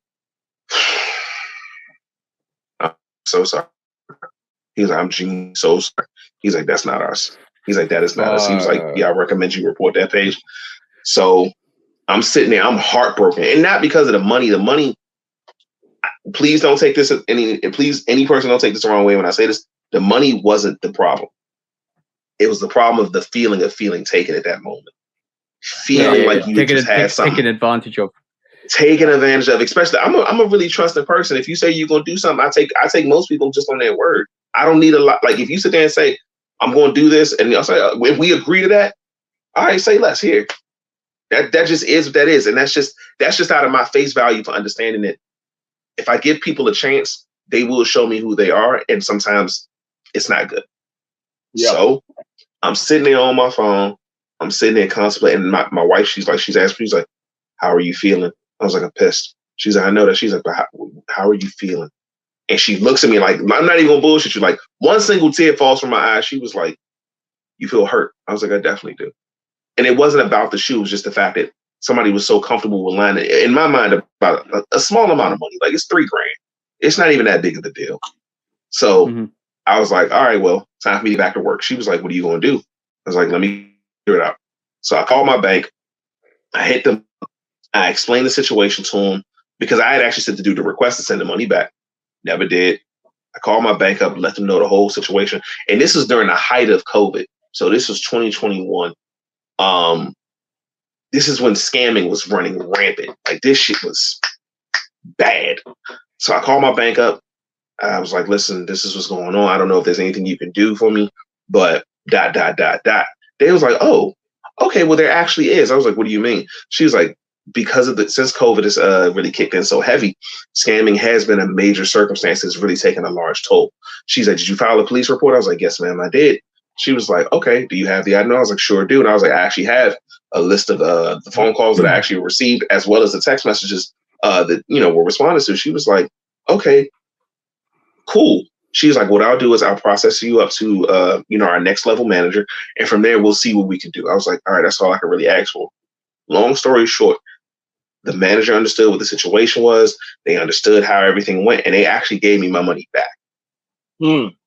So that was dope. But the extra fun part was maybe 3 weeks later, I get a text message from a random number, and dude's just calling me a whole bunch of names. I'm like, who is this? He's like, yeah, such and such, such and such, such and such, like just blurting out all these names. I was like, oh, what's good, Mr. Miller? Like, what's good? Like, legitimately, we called him by his full government. I was like, what's going on, bro? And he was like, yeah, you got my Zelle account banned and blocked, and all the money there is stuck. I was like, I love karma. everything in his Zelle account frozen, and they tagged the account. I was like, yeah, remember those fragments? And he was like, oh yeah, you the clown that sent over yada yada yada. I was like, well, don't worry, we got that back. And then sent him a picture because at that time I had actually bought the shoe from an incredible guy. Shout out to DW Thrift Kicks. Got the shoe, sent him over a picture. He's like, man, I don't care about that. I was like, good. Then you won't care about that money that's sitting in your Zelle account. Don't be so safe out here. Yeah. Your karma is a great thing. By the way, just a little bit of a update on the Canary ones. I've just double checked on Stadium Goods. I've just double checked on Flight Club. I just double checked on StockX. While you were talking, is a great story, bro. Like 100% listening. But all I'm gonna say is, that guy. I'm glad I got his Zelle account cancelled. I'm glad you got your money back, and I'm glad you actually got your fragments. But it's not looking good out here for those Canary ones because they're all out of stock, bro. I believe that. It's there was only 2 releases. So listen, some things just take a little time. Yeah, you'll get them. But like, let's. We don't know if I want them. You will. We know. But on what we just talked about, I'm gonna give you 3 rules of getting your sneakers for resale. So rule number one, trust your reseller. If you don't trust your reseller, don't get it from your reseller. So if you don't trust where it's coming from, and you don't trust the person that you're doing business with, don't get your sneaker. Go to someone that you do trust and make sure you pick it up from the person you do trust it from. Rule number 2, use a secured payment facility. PayPal, your credit cards, anything that you can get your money back on if you get scammed.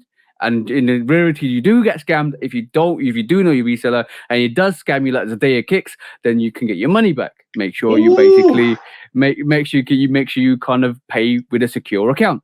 Rule number 3, know how to do your legit check. Know your sneakers and make sure you know how to do your legit check. And if you don't know how to do your legit check, go to a company that can do your legit check independently before you buy the sneaker. Make sure you get the pictures you want, make sure you get all the specifications you want, and then send them and get it legit checked. If you still don't trust it, if you still don't actually trust where you get it from, and you don't have a secure payment facility, you don't know your sneaker, then you don't get the sneaker you want, because at the end of the day, you might be wearing some foo-foos on your feet.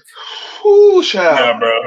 I mean, you shop with Zeta Kicks, and you get what happens, bro. Like, and this guy, and is it his wife or his business manager, whoever the hell Karen is, was Zeta and Karen Kicks. They deserve everything they got. These federal indictment. Millions of dollars, bro. Millions. No. Take the book out. And this is when I say, when you even if you can trust your reseller, something like this bullshit will always happen. So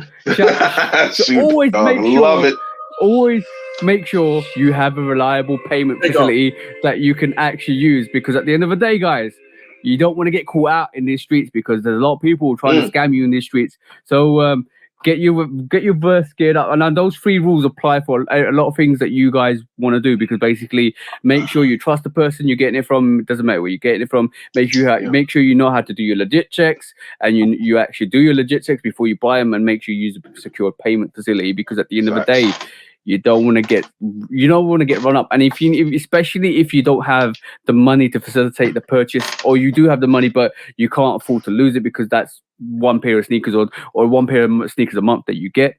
You don't want to get caught out in these streets, guys, because it's a bit shady in these streets, guys. It's a bit shady in these streets. Go ahead. I was gonna give you a happier story. Because that's the worst one. That is the worst one. Let me give you a more happier story. Hold on. Yeah, man, Zeta Kicks, bro. I mean, he sold supposedly over 60,000 pairs and only had over 6,000 pairs Like that's some hella fucked up math, bro. Yeah. You confuse 6 with Yo. 16. His wife basically turned around and said, "Just add a little zero there. Don't worry, we'll be fine. You'll be fine. It doesn't Add another matter. zero. You get them. You get them. Add another zero, bro.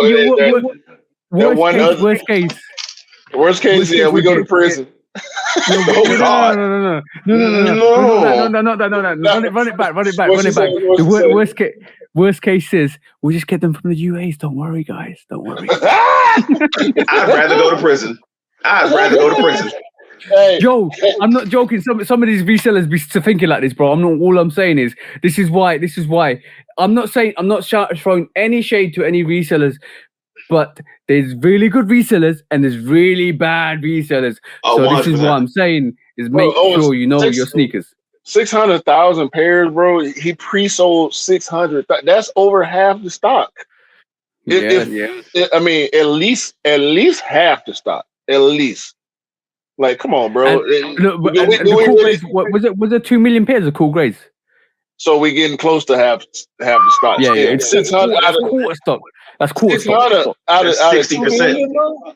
Right? No, that's 30%. That's 30%. Yeah, 30%. So we getting close to half the stock. We supposed to believe this one guy got access. And I know the people that was doing the pre-order couldn't see the numbers, but how fucking crazy do you have to be that you don't get away with that? I can see if he sold 10,000 and only had over 6,000. Maybe you can come up with other pairs. If you got 6,000 pairs, you can come up with 3,000 more. I'm gonna say. Do you reckon he kind of ran 6,000, and he thought, you know what, I can push this, and then he reached out to the UA guys, and UA's like, we can't produce that many as fast as you can, bro. Like literally, and then you're like, oh shit, bankruptcy. No, bro. If you put your balls on the line like that, you got plans. You got plans, bro. Like if you're like, I'm not, like I said, I'm not throwing shade onto any resellers out there. No, please do. I keep telling you. This is what I keep saying. Like if you're a sneakerhead, those 3 rules in resale apply massively. Know your sneaker, know your source, know your payment. Like those three rules definitely apply. So what I'm gonna say is, like, there'll be resellers out there that will do shady business. So they'll have 50% resell stock of legit pairs and 50% of non-legit pairs. So basically, they can pre-orders. If you're a pre-orderer, that's a massive risk because you're basically putting your name against that resale value, and you're basically saying, that pre-order, I'm gonna get X amount of pairs for sure.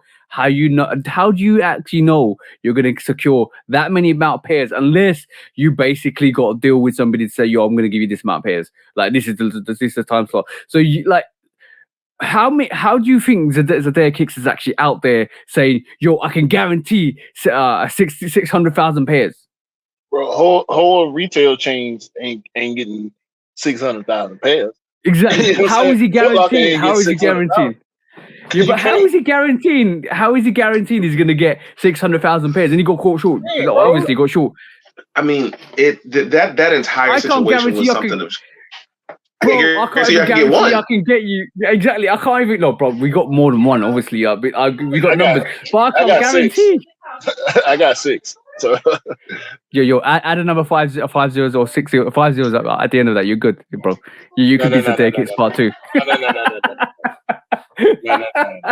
Everybody that I bought a pair for, I knew, and 2 of those pairs of the 6 were for me. I got mine back there, and my wife got hers in the closet that we both need to un-DS, but we'll talk about that later.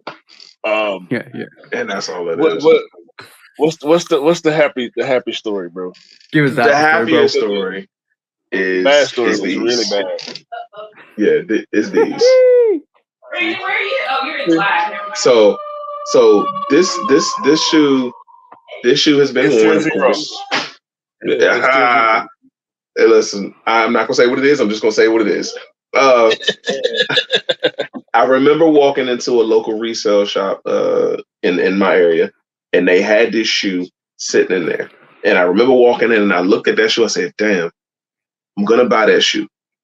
At that time, I didn't have the money. I was literally still just working towards it. He was like, you dead serious? I was like, I'm dead serious. I was like, you'll see me. I was like, give me roughly 2 months. I had a deal I was working on with my company, and things were coming up. Now, here's the thing. I grew up poor, and I'm talking about like poor. Like we had to save up to be broke. I'm talking poor. And bro, it just is what it is. Like, just we like. I will. I'm going to say one thing. Like the story. I had an interview with Trainer Heads recently, and we talked about this, and we talked about the fact that a lot of sneakerheads out there, during the 80s and 90s, their families couldn't really afford. Families couldn't really afford sneakers. So you were given what you got, so you had to be satisfied with what you got. Bro, I know the expression. I know the feeling. I like my parents moved into the UK with nothing, bro. Like I'm talking, my dad only had £25 in his pocket, and we grew from that to where we are now, and it's just amazing to see. It's an amazing journey. But bro, when you talk about struggles, I fully understand and respect it. Yeah. Understand and respect it, bro. Go on. Nah, it's just and it hits different. Like I'm talking about, like when we went to sleep. Like sometimes I had 2 younger siblings. Sometimes they ate. Sometimes I didn't. Sometimes I did. Sometimes they didn't. Like literally, that's what it was. And I remember sitting there saying to myself, no matter what the circumstances was, I have 2 children now. I was like, they'll never experience anything I went through. They'll never see a tenth of the fight that I had to go through as a child. And I've been blessed to be able to do that. So I remember was working on a deal came through, everything just hit, and it was just like bang. I remember hilarious. I remember walking back into that shoe store, and the dude looked at me. I was like, you know what I'm here for? He was like, you serious? I was like, go ahead and take him out the case. And he was like, you did? I was like, take him out the case, box him up nice for me. I bought those, and it was actually it was the weekend release of the Homage to Home ones. I bought both of those at the same time. I'm not gonna say what I spent, but I bought this one, and I bought the Homage to Home ones. I took the entire family out, let them kind of have like a free run through the mall. We went out to dinner, and roughly anywhere between $3 to $4 grand later, I'm sitting at the dinner table, and I just put my head into my napkin, because at that current time I realized, like, not only are all our bills paid, rent was square, I did everything I needed to do for my family. I'm sorry, like this journey, it really hits. My account was still sitting at close to 5 digits, and I'm sitting here wondering, like, how did a poor boy who grew up on welfare in DC come to a place where I am now? That let me know, bro, I was just unlocking something that I genuinely didn't have a clue about. So even now, in this same space, I still don't fully grasp it. I still don't fully grasp it. It just doesn't make sense. And that's what I say. It goes far past sneakers. It genuinely does. Yeah, I'm much love and respect to you, bro, because basically, like, a lot of people, I'm gonna say a lot of people probably will look at you. That's okay, bro. That's okay. It just goes to show, like, you don't entirely know somebody until you know somebody, and that's what it's all about. And like for the fact that a lot of people will look at what you're doing. And bro, like, a lot of people probably call you a hype beast. A lot of people say it's cut certain things about you, but no, and I know it doesn't affect you. And I can never sit here and say that to you. I can never sit here and call you that, because I know you personally. So this is why I keep telling people, you don't know somebody else's struggle until you know the person properly, or you've been through the same struggle. And this is why I can never sit here and say to somebody, like, I say, don't call them a hype beast or call them this or that, unless I truly know that they're that type of person. Yeah, and then you can see it. So the raw emotions you showed today, this is just a reflection of how far you've come, bro, and be proud of it. 100% be proud of what you've achieved. There's a level of don't get it twisted. There's a level of pride, but there's also a level of, I still have so much to do that keeps me focused. Yeah, I have to stay hungry. That's where it should be. That's your bro. This whole spectrum, this whole thing we're doing, is to show you how hungry we are. You know the way I grind. You know the way Q grinds, and you know the way you grind. bro. Yeah. Whenever I reach up and I say to you, bro, you're my inspiration, you turn around and say to me, I'm your inspiration. So that just shows I'm following you how y'all much. lead. I'm following y'all. I'm sitting on your platform. The things that you guys have built, the things that you guys have done, the things that you guys have been able to put together in such a beautiful way. You've made it your own. You stepped into a space where everybody said, "Hey, Pola, you should do this. You should do this." I was like, I couldn't see myself falling into a niche inside of a space that was so occupied. You guys stepped in here. You not only cleared out a space, you made your lane, you planted your feet and said, this is what we're doing. This is what makes us different. This is what you guys have not been doing. And honestly speaking, if we see it done anywhere else, we know for a fact you got it from here. I couldn't do that. I couldn't even dream of the concept to do that. So the respect that I have for you guys just for that. No, but also we're very inclusive. We're very inclusive because basically I know that we are because we respect it. We respect everybody that comes on here. We respect anybody that comes on our lives. But that's why it makes it so genuine. You ain't coming unless there's a certain level of respect already there. Like, of course, and don't get it twisted. Like, I'm not trying to pigeonhole this podcast or anybody that I would like to be attached to it in any way. And I do enjoy having guests, but at the same time, me and TJ have to be able to stand on our own when we do this. Of course. So until we get to a point where we both, and I feel like I speak with TJ when I say this, until we get to a point where we both feel comfortable enough to want to have those extended experiences with people that we don't have a rapport with already, some type of rapport or a certain level of respect. I'm not saying I don't want to talk to somebody because I don't know them, but the way we get down on here, bro, we not. This is family. Period. This is family. We joke with you. I'm not gonna feel as comfortable joking on somebody that I don't know, like I joke with you, or like I joke with E. How Scott always trolling us. It's like we do these. We do this, and y'all laugh because y'all know it's true. Shout out to Scott. Y'all laugh because y'all know it's true. You know what I'm saying? Shout out to Scott, man. We know Kick gonna come with some vibes that ain't none of us on. We know Cam gonna come up with something that ain't nobody never seen before. Man, we know Polar gonna his hands on shit that most of us just want to have. We ain't even took the step to go get it because it's different. You know what I'm saying? Me and TJ gonna buy shit like Zion 2s that ain't nobody giving a fuck about. Because now, those I like them. Now I'm gonna be honest with you. Those Zion 2 low Jordans, the low Jordan 1s, them shits is tough. I like that concept, like that color. It's 2 Jordan low 1s, and honestly speaking, I will break my old we're talking about the Chinese New Year's. We're talking about the Jordan 2, Jordan Zion. The actual Zion. Just the Zions, the Voodoos. Not the ones. So you're talking about just the Zion. No, I like the low top ones he did. Those were fucking extravagant, and I also like the Chinese New Year's. Yeah, he did those in a low top one. They give me trainer vibes. Yeah. Give me trainer vibes. Well, these do. Oh, we said that, bro. We did this. That's what it is. This gives it, basically what it is. But like, so from my perspective, like, this whole platform is a discussion. This whole platform is us talking about our experiences, our getting into our whole emphasis of why we became sneakerheads.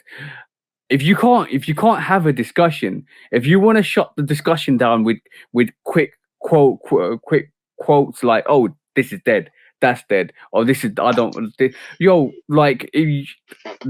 you sometimes you just call out the bullshit. Yeah, sometimes you just call it out. And I think that's the general thing about it, because you gotta understand a lot of these little sneakerheads. I'm not even gonna call them sneakers. No, I'll give them that. They can have a sneakerhead. The way I look at the the individuals who I hang around, when I look at the circle of people who I speak to and I deal with, you, TJE, Cam, Kick, and a lot of other individuals, we aren't sneakerheads anymore. We've transcended past that. We're sneaker archaeologists because we know the history. We respect the love that came behind us. Don't be These little sneakerheads are just babies. Bro. Hey man, listen, we gotta take a whole different stance on it because these little sneaker babies are gonna come up and sit here and tell you, like, oh yeah, I'll take a reverse low mocha over a Chicago 1. Go away from me, child. Get away from me. Like, I don't know who hurt you, but just get away from me. I'll take the OG Chicago low over that Travis low.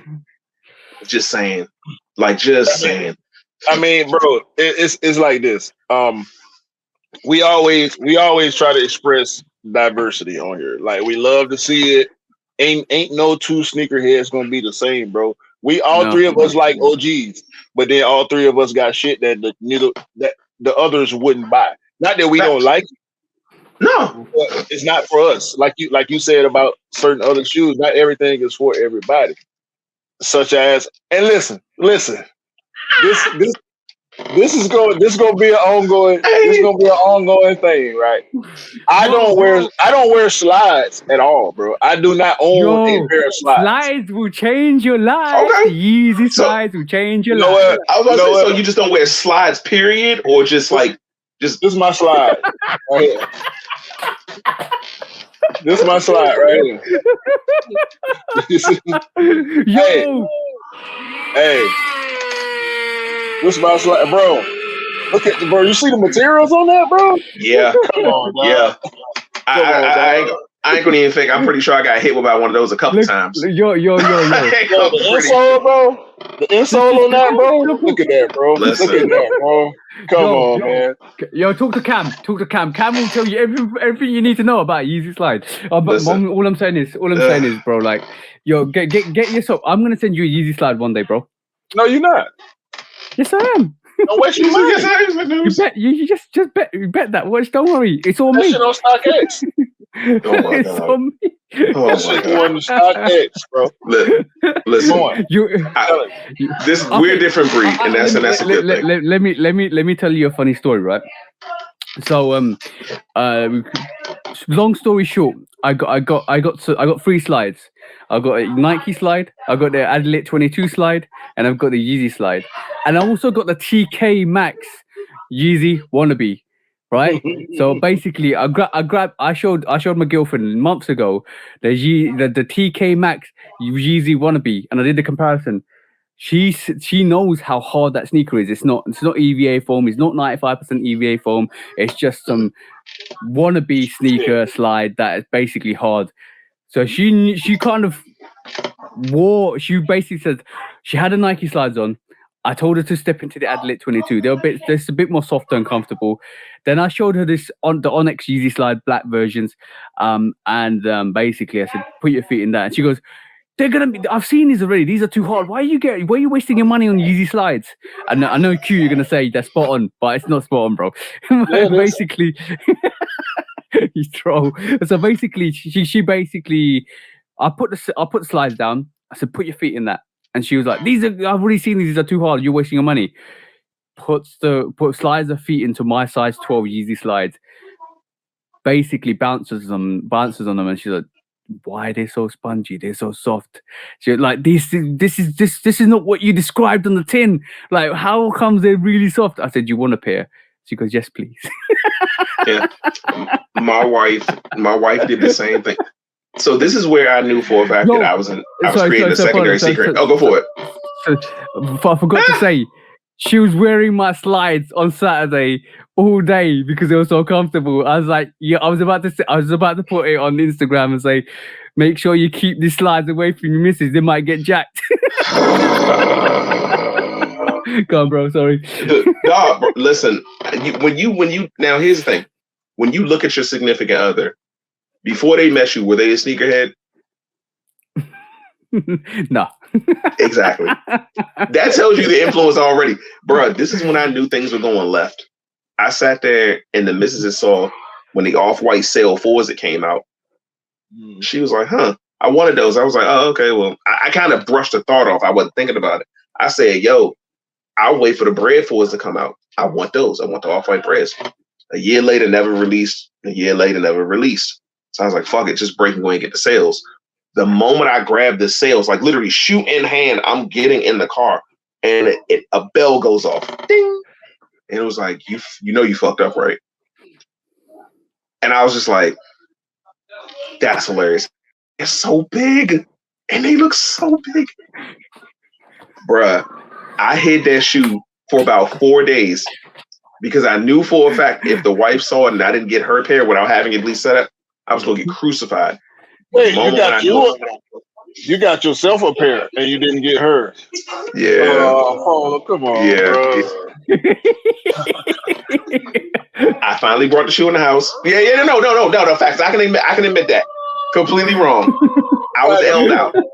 I was L'd out for that one. You slept in the garden for that one, bro. You hid yours. I hid mine. Until I had a guy, I was like, yo, do you got the size, blah, blah, blah. He was like, yep, receipt, tags, DS. I was like, I need that pair. He was like, all right, bet. Literally, I brought the shoe in the house. She was like, I notified. I was like, we're going to pick yours up tomorrow. She said, okay. I've never seen something start up and shut down so fast in my life. I was just like, wait, she knew the box. You know that old car. You basically put the key in the car and just the engine keeps whining. She was literally getting to go, bro. She was literally getting to go. And I kept it hid in the car where it was like, yo, at the time we only had one vehicle, so it wasn't even like, oh man, she may or may not. No, every day I'm sitting here like, Jesus, please, Jesus, please, Jesus, please, Jesus, please, please, please, please, please, please, just don't see it, bro. When I finally brought that shoe in, and she was like, I know, I was like, are we going to pick yours up tomorrow? And she just looked at me. She was like, okay. We go pick hers up. I give her the shoe. She's like, oh, okay, cool. Closes the box top. Now they're sitting at the bottom of a pile under 90 other shoes. I got mine in a nice little display case. I done swapped out the laces. I done, gave it a whole different aesthetic. I was like, yeah, this jersey's it. I think they probably got tried on. Bro, like how I'm just saying the Yeezy slides are now my indoor sneaker. They're my indoor slide. Literally, when I come home, I put them on. So comfortable. Walk around the house in them. They literally are my indoor footwear. I do not wear socks around anymore because obviously, like, they slip and slide. You've got wood flooring everywhere. So indoor slides, they're my Yeezy slides. Bang! I'll just wear them everywhere. They used the Nike. Yeah, the Nike slide. That's the most comfortable slide in the world at this moment in time. I'm not, to be honest, caveat, I'm not put any Crocs on. I've not put a foam runner on. But basically, from all the slides I've got, and I've gone through slides before, this is the most comfortable slide. Like the EVA foam is like memory foam. Literally, instead of sleeping, you're walking on memory foam. It's that comfortable. Yeah, I can have all that comfortable. Here's the thing. I got the Crocs. I got Crocs, and I still throw my Crocs on and move through the streets without a second thought. Like, don't get it twisted. It's just what I did when I did put that slide on. I understood what everybody was talking about. I was just like it was so soft to the point where, like, I think I stepped in it and I was moving a little too fast. My foot gave it away where it almost popped my knee out of place. I was like, this isn't normal. Like, what the hell's happening? The foam is almost too comfortable. So it's like, I need just a little bit of stability. That shoe is unreasonably soft. It's like walking on a moon bounce. Best way to put it. It's like walking on a moon bounce. So it's not good. What you're saying is not good. I agree. I really agree. Yo, Q's still hating out here. If you on your feet a lot, you need these. So I'm gonna tell you what I need. I need this. When this drop, we'll see what's up. Yeah, I'm gonna be splishing, splashing all over the place with them on too. Well, at least they don't cost $495 like the Balenciaga slide. Oh no! We finna get right into that. Trust me, we finna get right into that. But by the way, this is the Zoom slide, the Nike Zoom MMW5. So we're talking about slides, and we're talking about the foam wars, which I think I kind of made that famous in terms of just saying the foam wars, because I'm calling it That foam makes wars sense. because of the EVA That's foam what it and stuff is. like that. So from my perspective, I don't know how anybody's gonna beat a Yeezy slide. Forget the shape, forget what it looks like, or a foam runner. Forget what it looks like. If you're looking for aesthetics, then it's a different matter. But I'm talking about comfortability. How are you beating this? How you physically going to beat the comfortability? Like, forget the name, the brand, anything else. Forget that. Forget that. How are you gonna beat something that's so comfortable? And it's maxed out to what it can be. Like EVA, how are you gonna beat 95% EVA foam with 5% algae? How you beating that, bro? What if you don't care? No. I'm just saying. Just from comfort levels. Just forget the brand name. Just forget everything you know about brand names. Wipe that out of your memory. How are you gonna beat something so perfect? Honestly speaking, you don't. But you can also find your own niche. You can all because here's the thing: Crocs are still surviving well. You know, Crocs are still doing their thing. The reason why I think the most of the popularity came from Justin Bieber wearing Crocs, so that's a good thing. They're getting Celeb Embry's doing. Oh, is it Celeb Embry that did the Crocs? Yeah. He did the Crocs, did he? Yeah. So they're getting more collaborations, and they're doing what they do. Yeah, the cereal ones too. The Cinnamon Toast Crunch, was it Fruit Loops, the Pigeons, the Kentucky Fried Chicken, Kentucky. Yeah. So they're doing dinosaur. Yeah. So bro, they're doing their thing, and they've got accessories to go with it, and they've got the Wu-Tang. They've got the Wu-Tang collaboration. So they're doing their thing. But the thing is, you found their own niche market. But the thing is, everybody is like, secretly, let's just say, everybody knows that one of the most essential slides in the game is a Yeezy. It's the Balenciaga slide. Hey, bro. Hey, fam. Hey, bro. This is now the #1 slide in the world. Balenciaga slide. Yo, I'm not gonna call them Balenciaga anymore, bro. You heard it in the sneaker news. They're Balenciaga. You must be Gaga to wear those prices. That's all I'm saying. These are not Balenciagas. They're Balenciaga. No, change your name, Balenciaga, because you're going Gaga with these fucking prices. The Balenciagas, bro. It ain't but 500. That ain't nothing but 2 pair of J's. Okay. Well, that's 2.5 pair of J's, bro. Come on. Hold on. Read the specifications. It's TPU. It's not even bloody EVA. It's just rubber, bro. Yeah, it's rubber. It's not more comfortable than a normal Nike slide, bro. It's molded rubber. Yeah, that's what it is. Ooh, have mercy.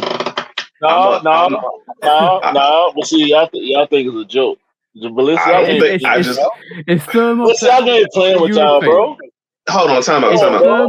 It's thermal plastic polyurethane. Balenciaga is not playing with you, bro. This is what you got to realize. Listen, this is also coming from a company who's selling trash bags for $1,700. Are we really doing this right now? You thought we weren't gonna talk about that? Okay. Is that what you thought? You thought we weren't gonna talk about that? Okay. You didn't know that was coming up next. All I'm gonna say is somebody needs to grab that trash bag. And you know how back in the day people, like, my girlfriend's got a very, very good saying. It's like, you'd love me even if I was dressed in a trash bag. Yeah, this is a situation. Do you want me to get that trash bag and make it into a suit? No. Like Diddy in the late 90s. Bro, these are grown ass people. Look. They actually tried to make this look fashionable. Bro, this is a grown ass man right here. Bruh. This is a grown ass man right here. This is why we know this, but this is what we doing for the winter time. I'm just letting you know. No, I'm not doing none of that shit. Yeah, that's what we doing. Listen, I just got to a point where I can buy hard shell luggage. You will not take me back to trash bags. I'd be damn. This is what we doing, bro. This is what we doing. No, thank you. Bro, come on, bro. Look at the drill, bro. Look at the drip. bro. No, I'm good. I'm He got long hair. You can do the ponytails like him too. The No, pigtails I'm on good. the side. Nah, I'm good. I'm dead. all I'm gonna say is what I said in the sneaker news. Buy a £10 product. Put your name against it. Become high-end fashion. You can actually sell it for £1,000. Jesus Hey, Bro, Christ. how look at this top. am I wrong? How Look at am I this wrong? top. They supposed to be outside in the snow, right? What? She just climbed out the dumpster. Nah, I know the power's kicking in. Listen, I'm not paying. Like, bro, this is also from the same company who sold you a white shirt with a tie stapled on. Like, at this point, Balenciaga's trolling. Like, they gotta be, right? Oh, it's not only Balenciaga, Mason Margiela. You could talk. We can run down the list. Through every single high-end brand.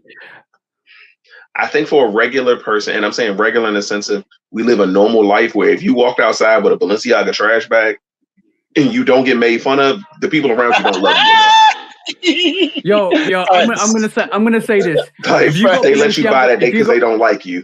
If you got a Balenciaga trash bag, I'm gonna grab that trash bag and throw it in the bin because that's where it belongs.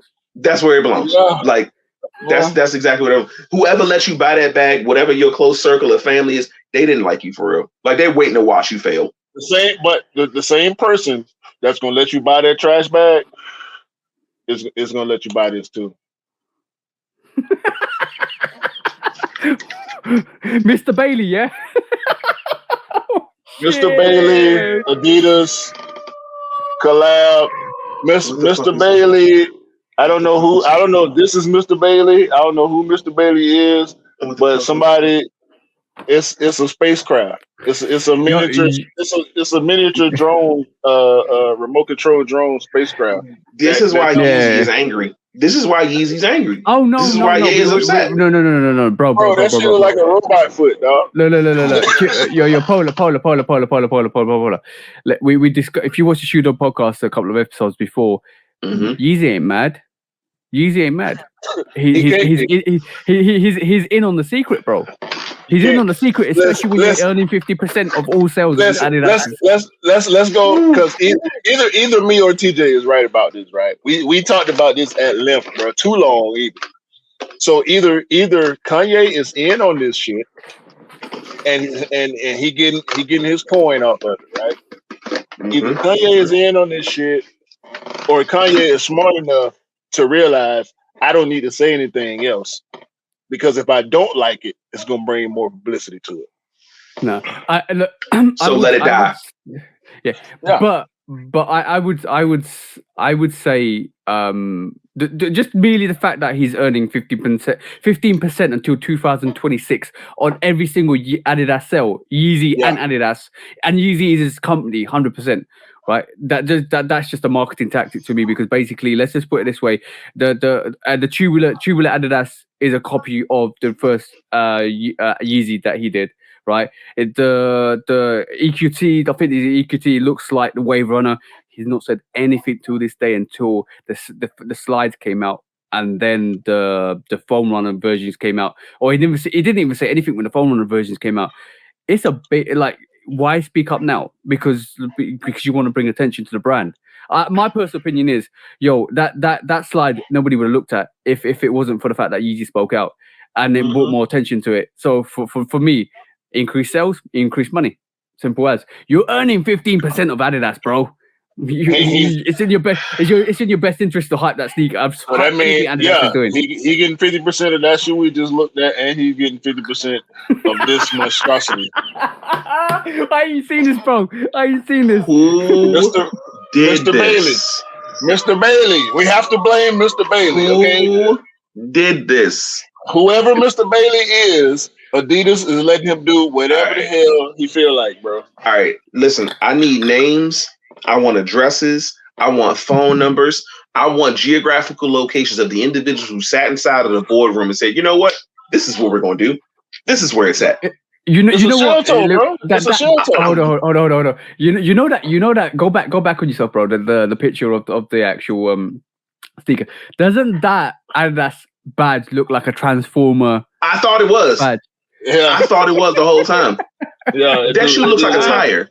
That looks like the bottom. That looks like the bottom tread of a tank.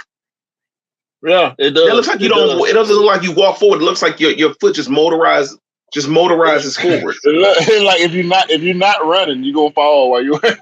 Oh, bro! Like you gotta put them on and immediately start running. Hold that thought. Where you run? I can't sit still. I can't sit still. I'll die. Hold that thought. You need to patent that idea, bro. You just came out with a brilliant idea. Motorized sneakers where you don't even need to walk. You basically TJ. press a button and it's a tank. TJ. Over 64% of the U.S. populace is obese. You really want to add to that? I'm basically telling you about new innovations you just came up with. Shoes that walk for you. Like, because at some point you gonna Shoe Dog exclusive. They gonna get so fast to the point where the shoe doesn't move forward. Please, God, don't put my name on it. This is all you. You can have. Like you can have all of it. No, bro, you got to get it, dog. They're limited, bro. They're tier 0. That's good. Let them stay limited. It'll be one less pair. You know what's really interesting at this moment in time. Terrible. Like there's a very interesting fad coming on. I know it's terrible, but there's a very interesting fad coming on at this moment in time. And shout out to Fila, you were ahead of the game with this. Massively ahead of the game with this. Remember the Fila Disrupts, the big soul Fila Disrupts. Yeah, bro. Yeah.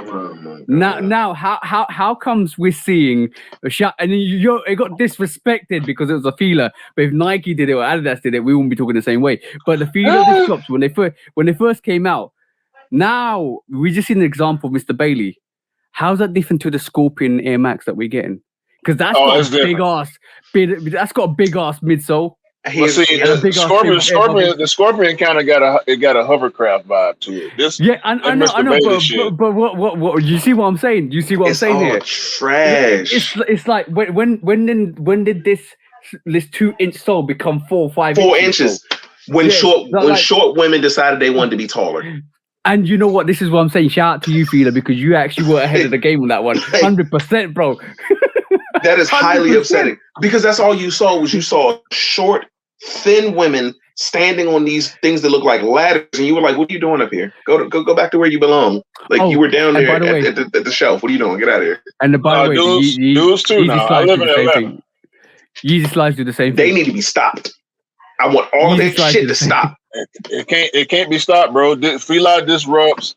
What's the Converse? Converse is big Converse with the big stupid. Bro, I'm seeing grown. I'm sorry, not grown. I'm seeing of age males wear these shoes. Yeah, Disrupts and those. I'm talking about the mischiefs, the wavy drinks. They press it up. They press it up. You can't tell them they ain't. Listen, I'm telling you. Just like the dude we saw on IG. I don't know if you saw it, Polar. Dude wearing I swear his sweater looked like it was grass. It was a lawn. Yeah, like he didn't wash it. He mowed it. Like he fertilized it. And you see how his energy changed toward the end of the video. Like, bro, get that care about my face. Oh, you realize I done helped you realize this shit stupid that you got on. But you didn't realize it when you picked it up off the shirt. 700, bro. 700. I'm gonna say, yo, bro, if you did buy that, please reach out because I can make it cheaper for you. I'm gonna show you how I can make it cheaper for you. Because basically, I'm gonna show you what I would do with it. And here you go. This is what I would do with it. It's $4.99 per square inch, bro. I can do it cheaper. Yeah, I can definitely do it cheaper. Better. It probably may be a little softer. Honestly speaking, give me the grass that they did on the PGA tour once I hit that hole in one. That's fine too. I don't understand why he decided to wear a shirt that he needs to water every 45 minutes. Bro, AstroTurf. I can make you a jacket. Yeah, it's AstroTurf. Yeah. Hey, bro. But this is what fashion is becoming. Yo, bro. The thing is, high-end fashion is not for us sneakerheads. It's high-end fashion is not for us. If you're looking for a regular sneaker for your love for sneakers, high-end fashion is not for you. Like high-end fashion is totally different, bro. Totally I get that perspective. But Yo, even in that gonna- same sense, CJ, when I think high-end fashion, I think Vera Wang, I think Tom Ford suits, I think Dior, I think Chanel, I think those things. This is just an affront to whatever the fuck clothes are. Excuse the language, but like this is just disrespectful. Yo, Nah, that's what it is. Put it this way. Yeah, let's put it this way. Everybody in Beverly Hills is gonna be looking like big bag men and women out there because it's gonna be, you got a second job out here, bro. People going crazy right now. It's a whole lot of thotties out there right now that's bouncing up and down on mommy and daddy parts trying to get that trash bag, bro. Right at this moment, I guarantee you know bro. what is really fun. You know what is really funny. I can tell you one thing. Mommy and daddy parts, but I respect it. Yo. Let's go deep into this. Do you think this is a conspiracy from Balenciaga, knowing that the fact that we go into recession and everybody needs a second job and they need to be a bin bag in the future, like a big man in the future, a big woman in the future? They're getting people used to the fact that carry this trash bag around, because basically in the future you might need to be a bin bag, or bin man or bin woman, because you need to carry that trash bag to the bin. Ain't nobody thinking about that bag, even taking their own trash out, for real. I hope not. That's what I'm saying. Whoever's carrying that bag is not carrying their own trash to the bin. I don't care. That's the mentality that come with that. Because honestly speaking, I swear to God, Floyd Mayweather done bought 7 of these. I just feel it. But bro, you know, it'd be really hilarious if you accidentally got your Balenciagas mixed up with a normal trash bag. Hey fam, I was thinking this whole time, like you literally run, hey, that's not trash. Like, yes it is, it's in the bag. You're just like, you know what? Yo, Lil Baby and James Harden are filling those bags up with money as we speak, bro.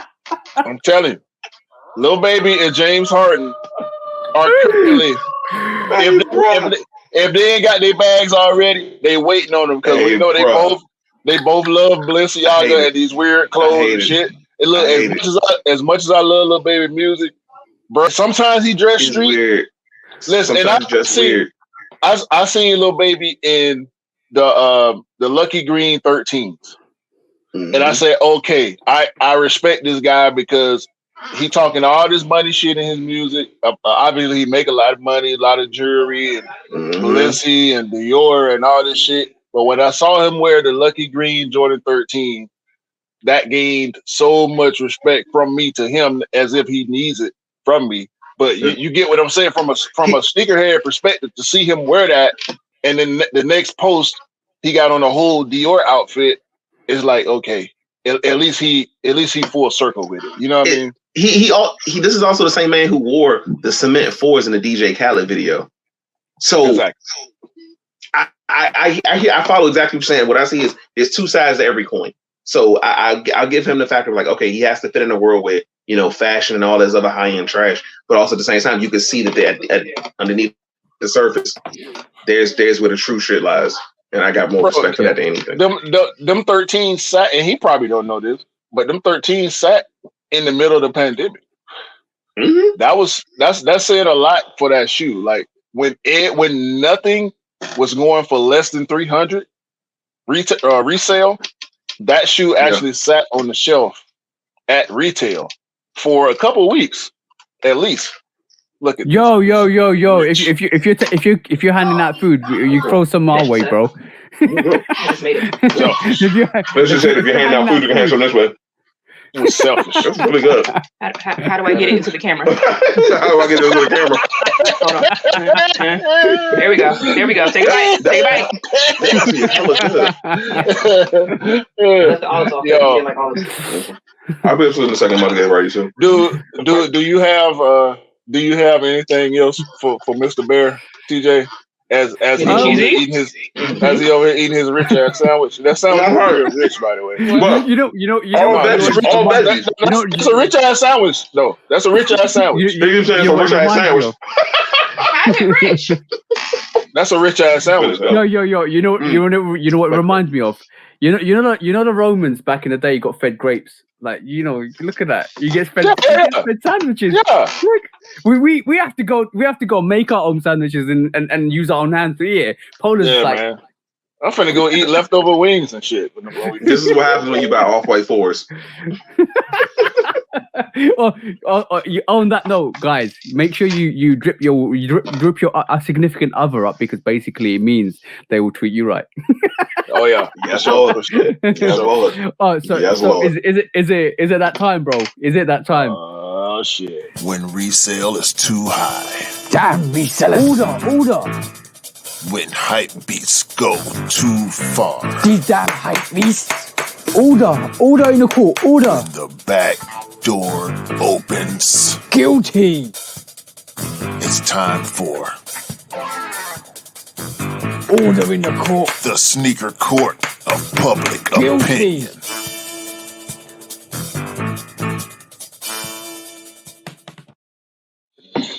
We're back.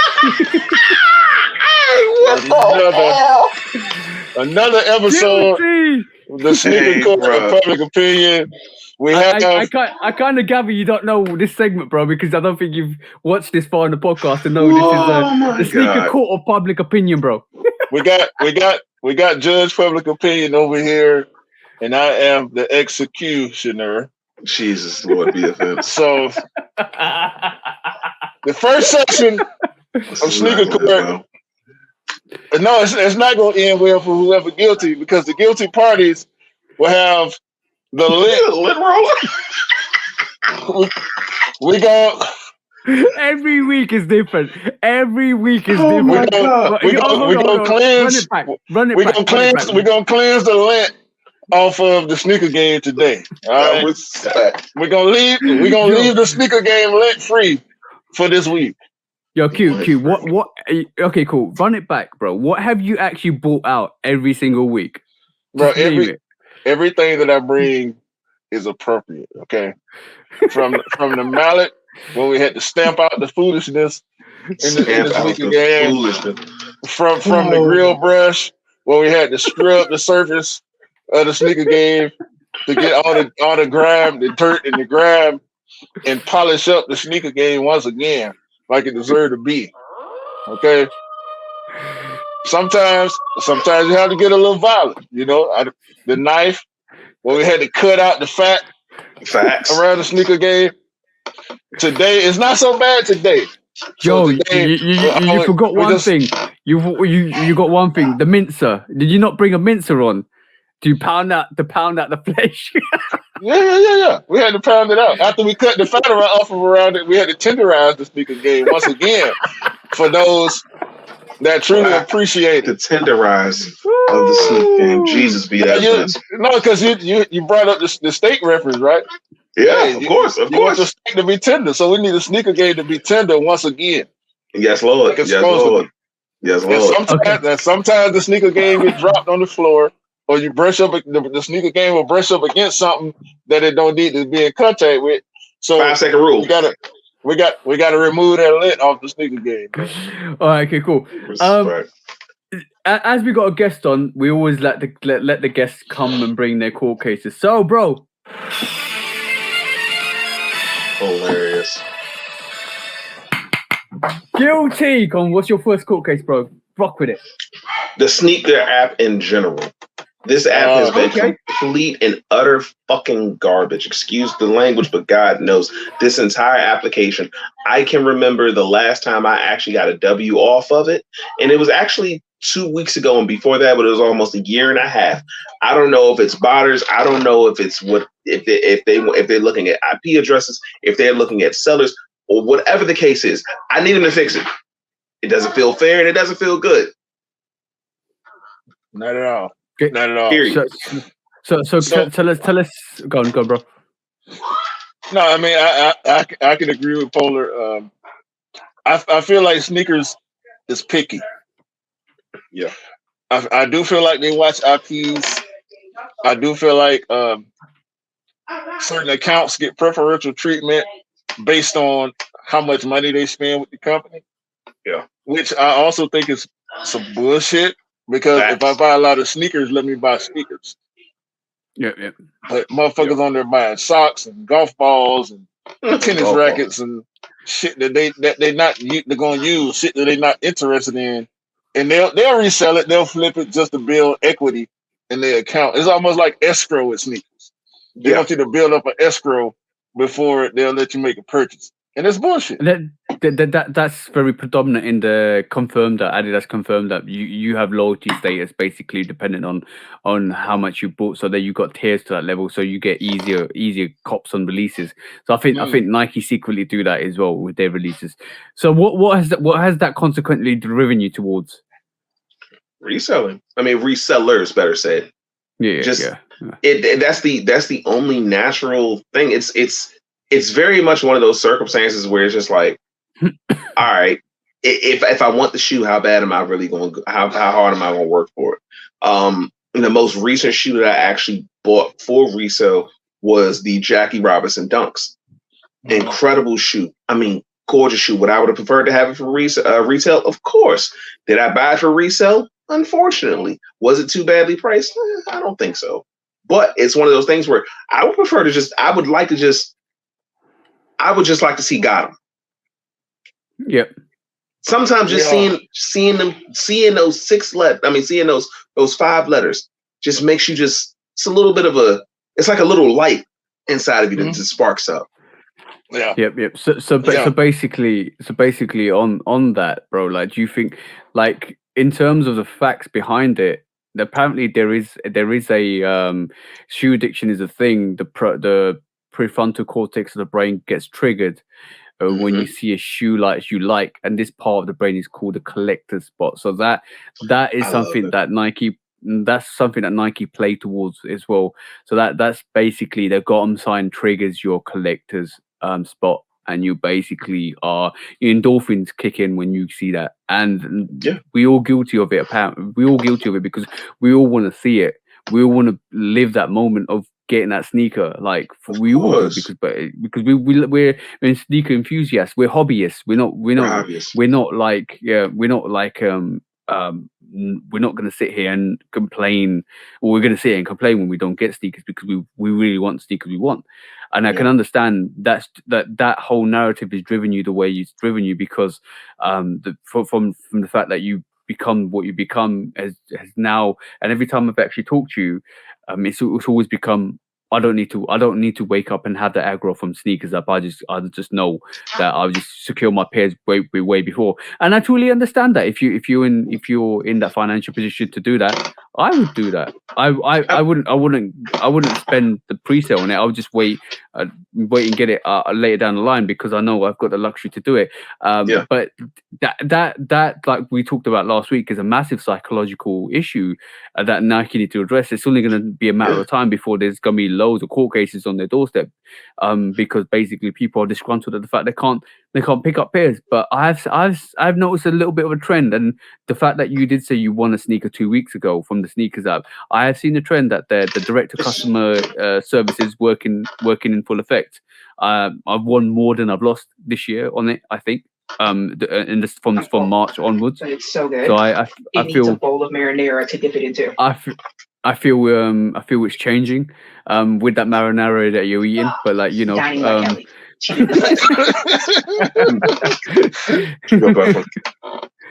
but I do feel the fact that they even the Nike stores out here in the UK don't get the same pairs as online, because I think the direct to customer is a big variant. He's gonna eat you. I like that. I'm sorry. Watch in the background. She just gave me more food. I'm sorry. But no, I mean, I don't disagree with you, CJ, at all, because forget the fact of disgruntled cases. I feel like there's going to be. I feel that there's a level higher, or I think that the fact of seeing that long text or that long notification saying, sorry, your submission wasn't selected for ... shoe actually hits harder in a negative way than seeing Gotham does in a positive way. Yeah. It does. So there's a level of avoidance, just so you don't have to even go the route of seeing that, because it hurts more than to see you actually win. Then it feels good to win. Yes, sweetie. Why does he have hair like he's in the 1800s Parliament? Because I'm wearing sneaker court right now. Yeah. Tell her she's guilty. Tell her she's guilty. They said you're guilty. What? Haven't figured out yet, but we're gonna work on it. Of beating you? Yeah, I like that. Loving you? Love you. Yeah. You can't make this up. You can't make this up. No, too easy. If you listen to this, you should go and watch the Shudo podcast. It's quite a good watch. But yeah. But no. I'm sorry, guys. Go ahead. So I think also people I know for a fact that I've seen people that did not hit those sneakers, got the shoe on an in-store raffle, and then go and post a got 'em because of the way that got 'em hits in the brain. You know, it's even in posting it, like you already got the shoe, you got it in hand. Mm-hmm. It'll be a multiple post where there's the got 'em with the shoe, and then scroll over to an actual picture of the shoe in the hand. Like, why did you go steal somebody's got 'em to post that when you got the shoe in hand? You didn't get it from Nike. Even if you did get it from Nike, because I've lined up at the Nike store and went and got shoes multiple times, but I'm not going to go steal a got 'em. If I'm going to post a shoe, I'm going to post the shoe. Here it is right here in here. I don't need to got 'em to validate winning on sneakers. Why is winning on sneakers more of a validation for some people, you think, than actually having the shoe in hand, a real live pickup? You just made a really, really good point. And I want to touch on this, and I'm pretty sure people are going to say, no, you're retarded. Like, that's dumb. For what I think it's for a split second in time, it's the equivalent of, let's say you won the lottery, right? We just saw somebody in Indiana win the lottery, $1 billion and some change. At that current time, at that exact moment, for maybe, let's say, 5 to 10 seconds, the ticket is actually worth more than the money.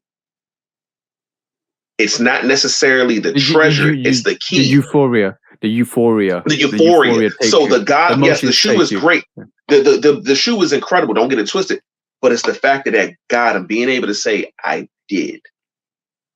And then still having it. Yeah, that's great. But I think it's just that brief flash of, I got this ticket. Like, this is the winning ticket. This is my winning ticket. This means more for a split second more than knowing you just won $1 billion. Stop posting W's for that very reason. I don't, even if I do get them on sneakers, I'm not posting that W. I hit for the desert elephant threes. I hit on Thursday for a Saturday pickup. I'm not going to post my confirmation. I see people do that all the time, to try to recreate the feeling that you get from a got 'em. You know, people go in the email and scrub, the numbers and all that stuff. I'm gonna say I'd rather just show the shoe. I'm gonna say personally. I'm gonna say one thing, like from my perspective, drugs are a hell of a thing. It doesn't matter what it is. Doesn't matter what it is. It could be, and the addiction of sneakers is almost like a drug. And to be honest, like, I'm not comparing it to illegal drugs, because basically the legal drugs are not great in the first instance. But I'm going to just say the way, sneakers aren't either. But I'm going to say what we just described here. It feels like that euphoria that you always want to hit constantly, and you're addicted to it. And if you fall into that addiction, then you really need to kind of look at the perspective of, I might have a problem here, because if you don't hit, and it, like I said last week, if you don't hit and it hits you emotionally a different wave, then you really do have a problem here. But it's not enhanced by the fact that the sneakers app has enhanced this mentality where they actually turned their first come first serves to raffles for the basis, from what I remember, from the basis that people weren't hitting, they were about to sue them, because basically they're saying, well, you made your sneaker for sale, I tried to get it, I couldn't get it, and they made them into raffles for that purpose, because they've said it's a raffle. You might not get it, you might get it, and the fact that that first come first serve was there, and people have complained that this is online now. I tried to purchase it and I couldn't. Now I'm going to sue your ass because I couldn't get the sneaker. And that was a big. I think that's a sore loser mentality. Yeah, I think that's a sore loser though. You can't sue the company because they ran out of it. But it is. But people were threatening to do that. Like, and this is why they started turning everything in COVID into a raffle. Hey man, So on that basis, while Polar clears his mouth with all that lovely food he's eating and is not even offered us. Stop judging me. Stop judging me. On that note, I'm gonna say, definitely gonna say.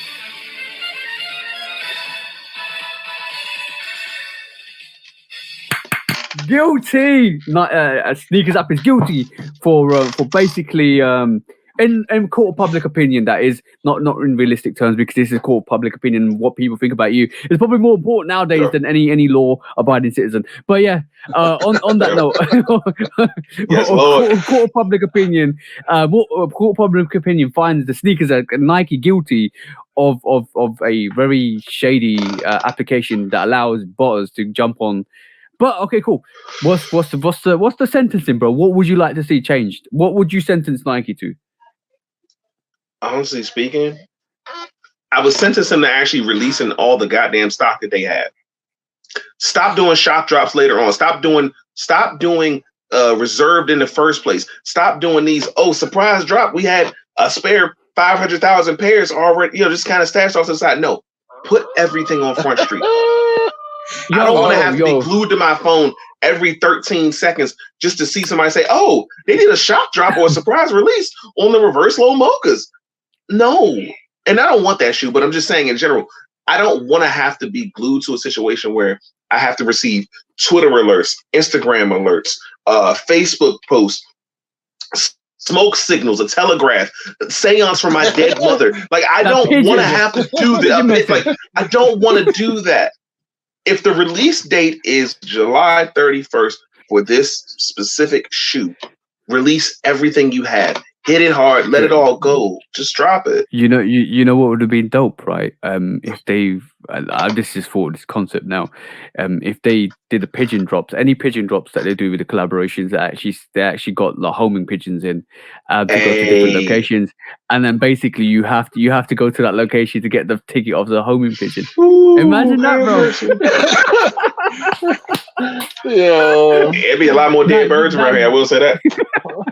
Definitely, bro. I'll take that. Definitely, bro. I'm gonna take that from you and just go on. Second and last court case. Second and last court case of Sneaker Court of Public Opinion. I want. We're taking. Okay, there's another one you want. Okay, cool. No, please, please, no, please, no. You got this one.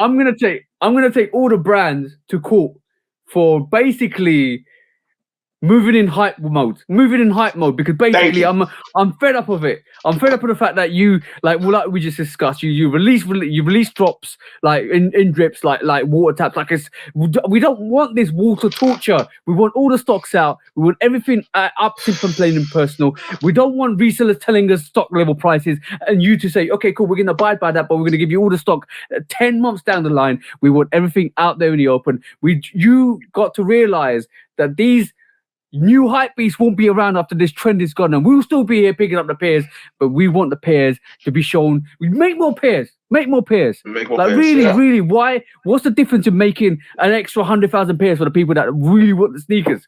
Like we will buy your product for retail. By the way. We'll buy your product just because you want to elaborate the market for people for resale, just because you want to elaborate the market for these hype beasts to pick them up, just because you want to make it more exclusive for the people. And you know what? You don't even sell number of pairs. You sell more Air Force Ones. You sell more general sneakers to the general public than you do of these limited exclusive OG sneakers. Why not make more pairs for the people that really want it? I do not understand that philosophy. Why, like, the hype is dying. You tried it on the SBs. You tried it on the Air Max 1s. You tried it on the Air Trainer. The sneakers are sitting at this moment in time, right? The collaborations are sitting on this moment in time. You oversaturate the market because everybody wanted collaborations, and now it's dying. Now it's dying.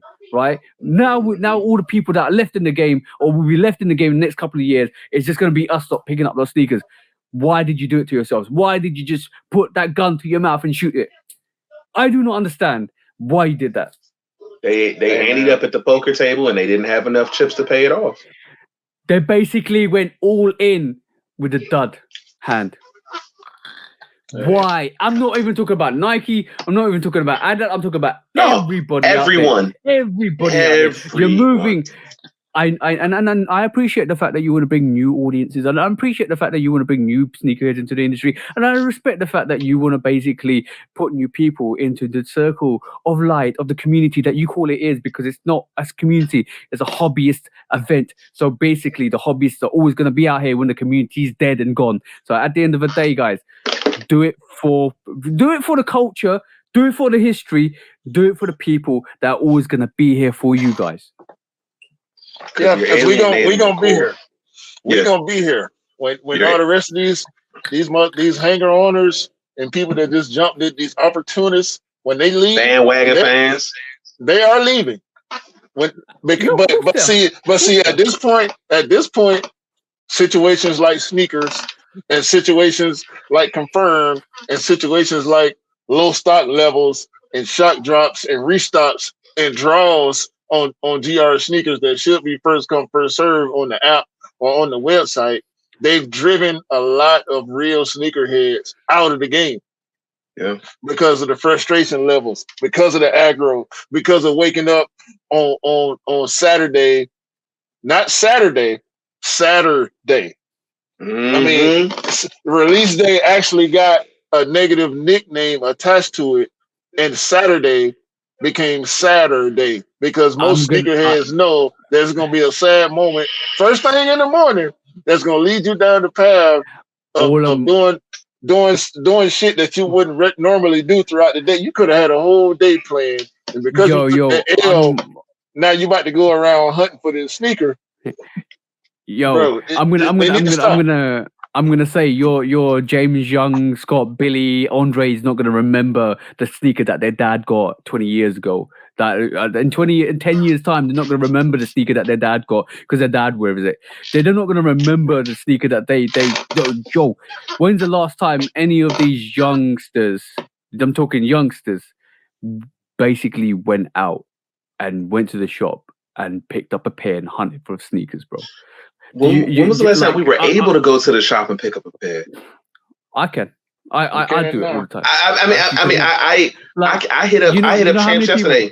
Nothing. I'm gonna say. Well, you could. America's a bit different, but like, what I'm gonna say is the fact that a lot of youngsters. I'm like I said, I'm on TikTok. I go to the shop. I post. A lot of youngsters come at me and say, "Wow, I did not know they were sitting there." They're all sold out online. When's the last time you went out? There's a world outside that door you sit behind.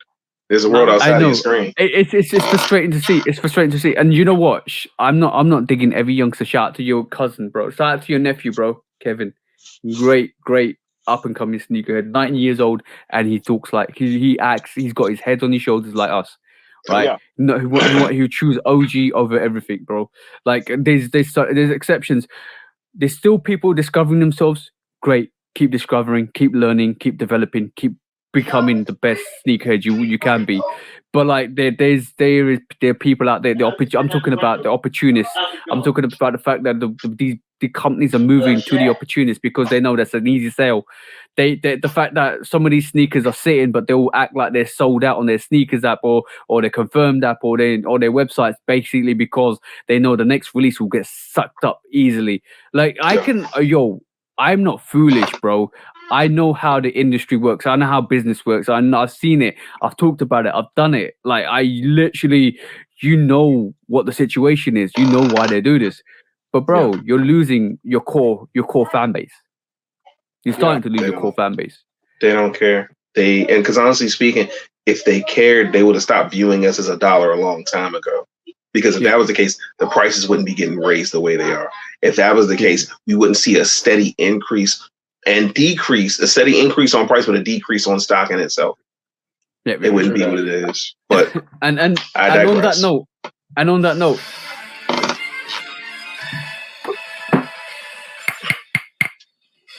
guilty. Just make more bloody pairs. Make more bloody pairs and just release them all at the same time. Make them more accessible. We lost Polar. Okay, we lost Polar. On that note, we were just doing a wrap up anyway.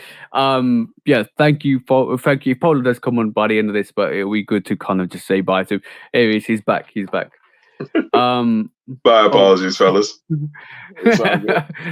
Your missus pulled a plug on you. She's like, it's time to go. I was like, all right, I got you.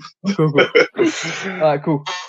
And just yeah, on that note, like I know you was gonna raise one more situation on no, it's specifically no, you hit the nail directly on the head.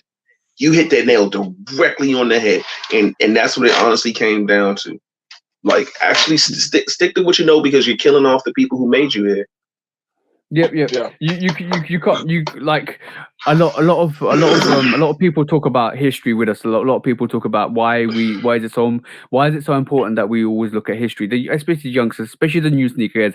Oh, you always want to look at old sneakers. You always want to talk about the history. You're being sneaker snobs and stuff like that. No. We're not being sneaker snobs. We're not. Without the history, you won't know what came before. If you didn't know what came before, you don't know what the mistakes were. If you didn't know what the mistakes were, you don't know you're about to make them again because you didn't rectify the mistakes. So education and learning from your mistakes is a very good prominent thing. And if a 20-year-old me and a 40-year-old me is totally different. If I could go back 20 years and I could sit there and I could say, yo, you know what? I'm gonna pay more attention to what my elders say, because at the end of the day, I can learn from them. I won't have made the same mistakes I did. And that's as simple as that. So from that perspective, when somebody will talk to you about a sneaker and you're interested in sneakers and you really genuinely are interested in sneakers, take that in, because sometimes you need to learn where everything originated from before you can actually move forwards, and then learn from the mistakes and educate yourself so how to do things. Like I made three simple rules today. One of them was for reselling. Know your supplier. Know your legit. Know your product, and know how to pay for it and how to secure yourself in payment. Like if any new sneakerhead learns those three rules, you're never gonna get a UA. You're never gonna get a UA, because basically there's 1%, like a 1% chance, but 99% of the time you know your shit, and or you can guarantee you can get your money back. Like, this is what I talk about lessons, because people have been there and done it will tell you how to do it. 99 problems getting sneakers ain't one. Exactly. On that note, bro, like, it was a good show. I enjoyed it really. I enjoyed it quite well. And bro, like, I'm the fact that we learned something new about you today, bro, and the fact that you got really emotional just shows how much you actually love the sneaker game. They're definitely. It's love, man. Like, and that's why I say, like, I know somebody look at this collection and be like, oh, he's a hype beast. I'm like, don't even worry about it. You can't get everybody's approval, and that's more than fine, bro. All you need to do. Exactly. All you need is approval from yourself. If you're happy with life and you're enjoying it, that's all that matters, bro. At the end of the day, everybody else's approval is just a what do you call it? A gust in the wind. Yeah, because I know one thing. Honestly, I know. I don't care what Polar say. I love this sneaker. So respect. As long as I love this sneaker, it really don't matter what Polar got to say about it. then that's all that matters. That is all that I can honestly ask for. That matters. I wrap it up, guys. I gotta run. I gotta go get dressed. We go head out. It's a blessing. It's been a blessing. Okay, cool. I'm gonna send you my address. I expect that sandwich in 7 to 10 working days. Yeah. Yes, sir. Got you. Later, fellas. See you later, bro. Later, guys. Y'all crazy, man. Thank you, bro. On that note, bro, God, call the show, Yo, bro, because it was a good one. It was a good one. yeah, great show, man. Shout out to Polar once again for coming on. We all got sick at the same time. I didn't really want to mention it, but it stays on my mind that me, you, Yeah. and Polar all had COVID at the same time, so we end up missing that show. It was a cascade because Polo got ill first, then you did, then I did. It was like a domino effect, and all of a sudden, bang. Yeah. Because we were supposed to have Polo on for 4 weeks ago, or 5 weeks ago. Yeah, something like that. So I'm glad it worked out the way it did. Because the show probably wouldn't have been the same, but this was a very enjoyable conversation for me with Polar. So and what today's taught me a lot about is don't assume stuff, or don't assume what people have gone through or what people are going through. If you really want to know people, reach out and have a conversation, because like at the end of the day, it's easy to throw out names, it's easy to throw out just basically stereotype people. Just get to know people before you actually talk about people, because sometimes you don't know what people have been through in life. So it's important that you kind of have a conversation and reach out, especially if somebody's struggling. And I'm not so Polar struggling, but especially if somebody is struggling, just reach out and have that conversation. It's important. Yeah, for sure, man. Yeah, so, on that note, bro. For me, for TJ, we appreciate everybody watching once again. Stay tuned. Another episode coming. We got lives coming. Lives on IG, all that. Make sure y'all follow TJ on IG. Follow me on IG. Yep. Subscribe to both our channels. And until the next time, hope y'all have a great day, great week, a great month, a great year. And hopefully everybody can cop all the trash can bags that they want. Because if you really like that trash can bag, I guess you can get it. Dustbin man vibes. And on that note, peace out, guys.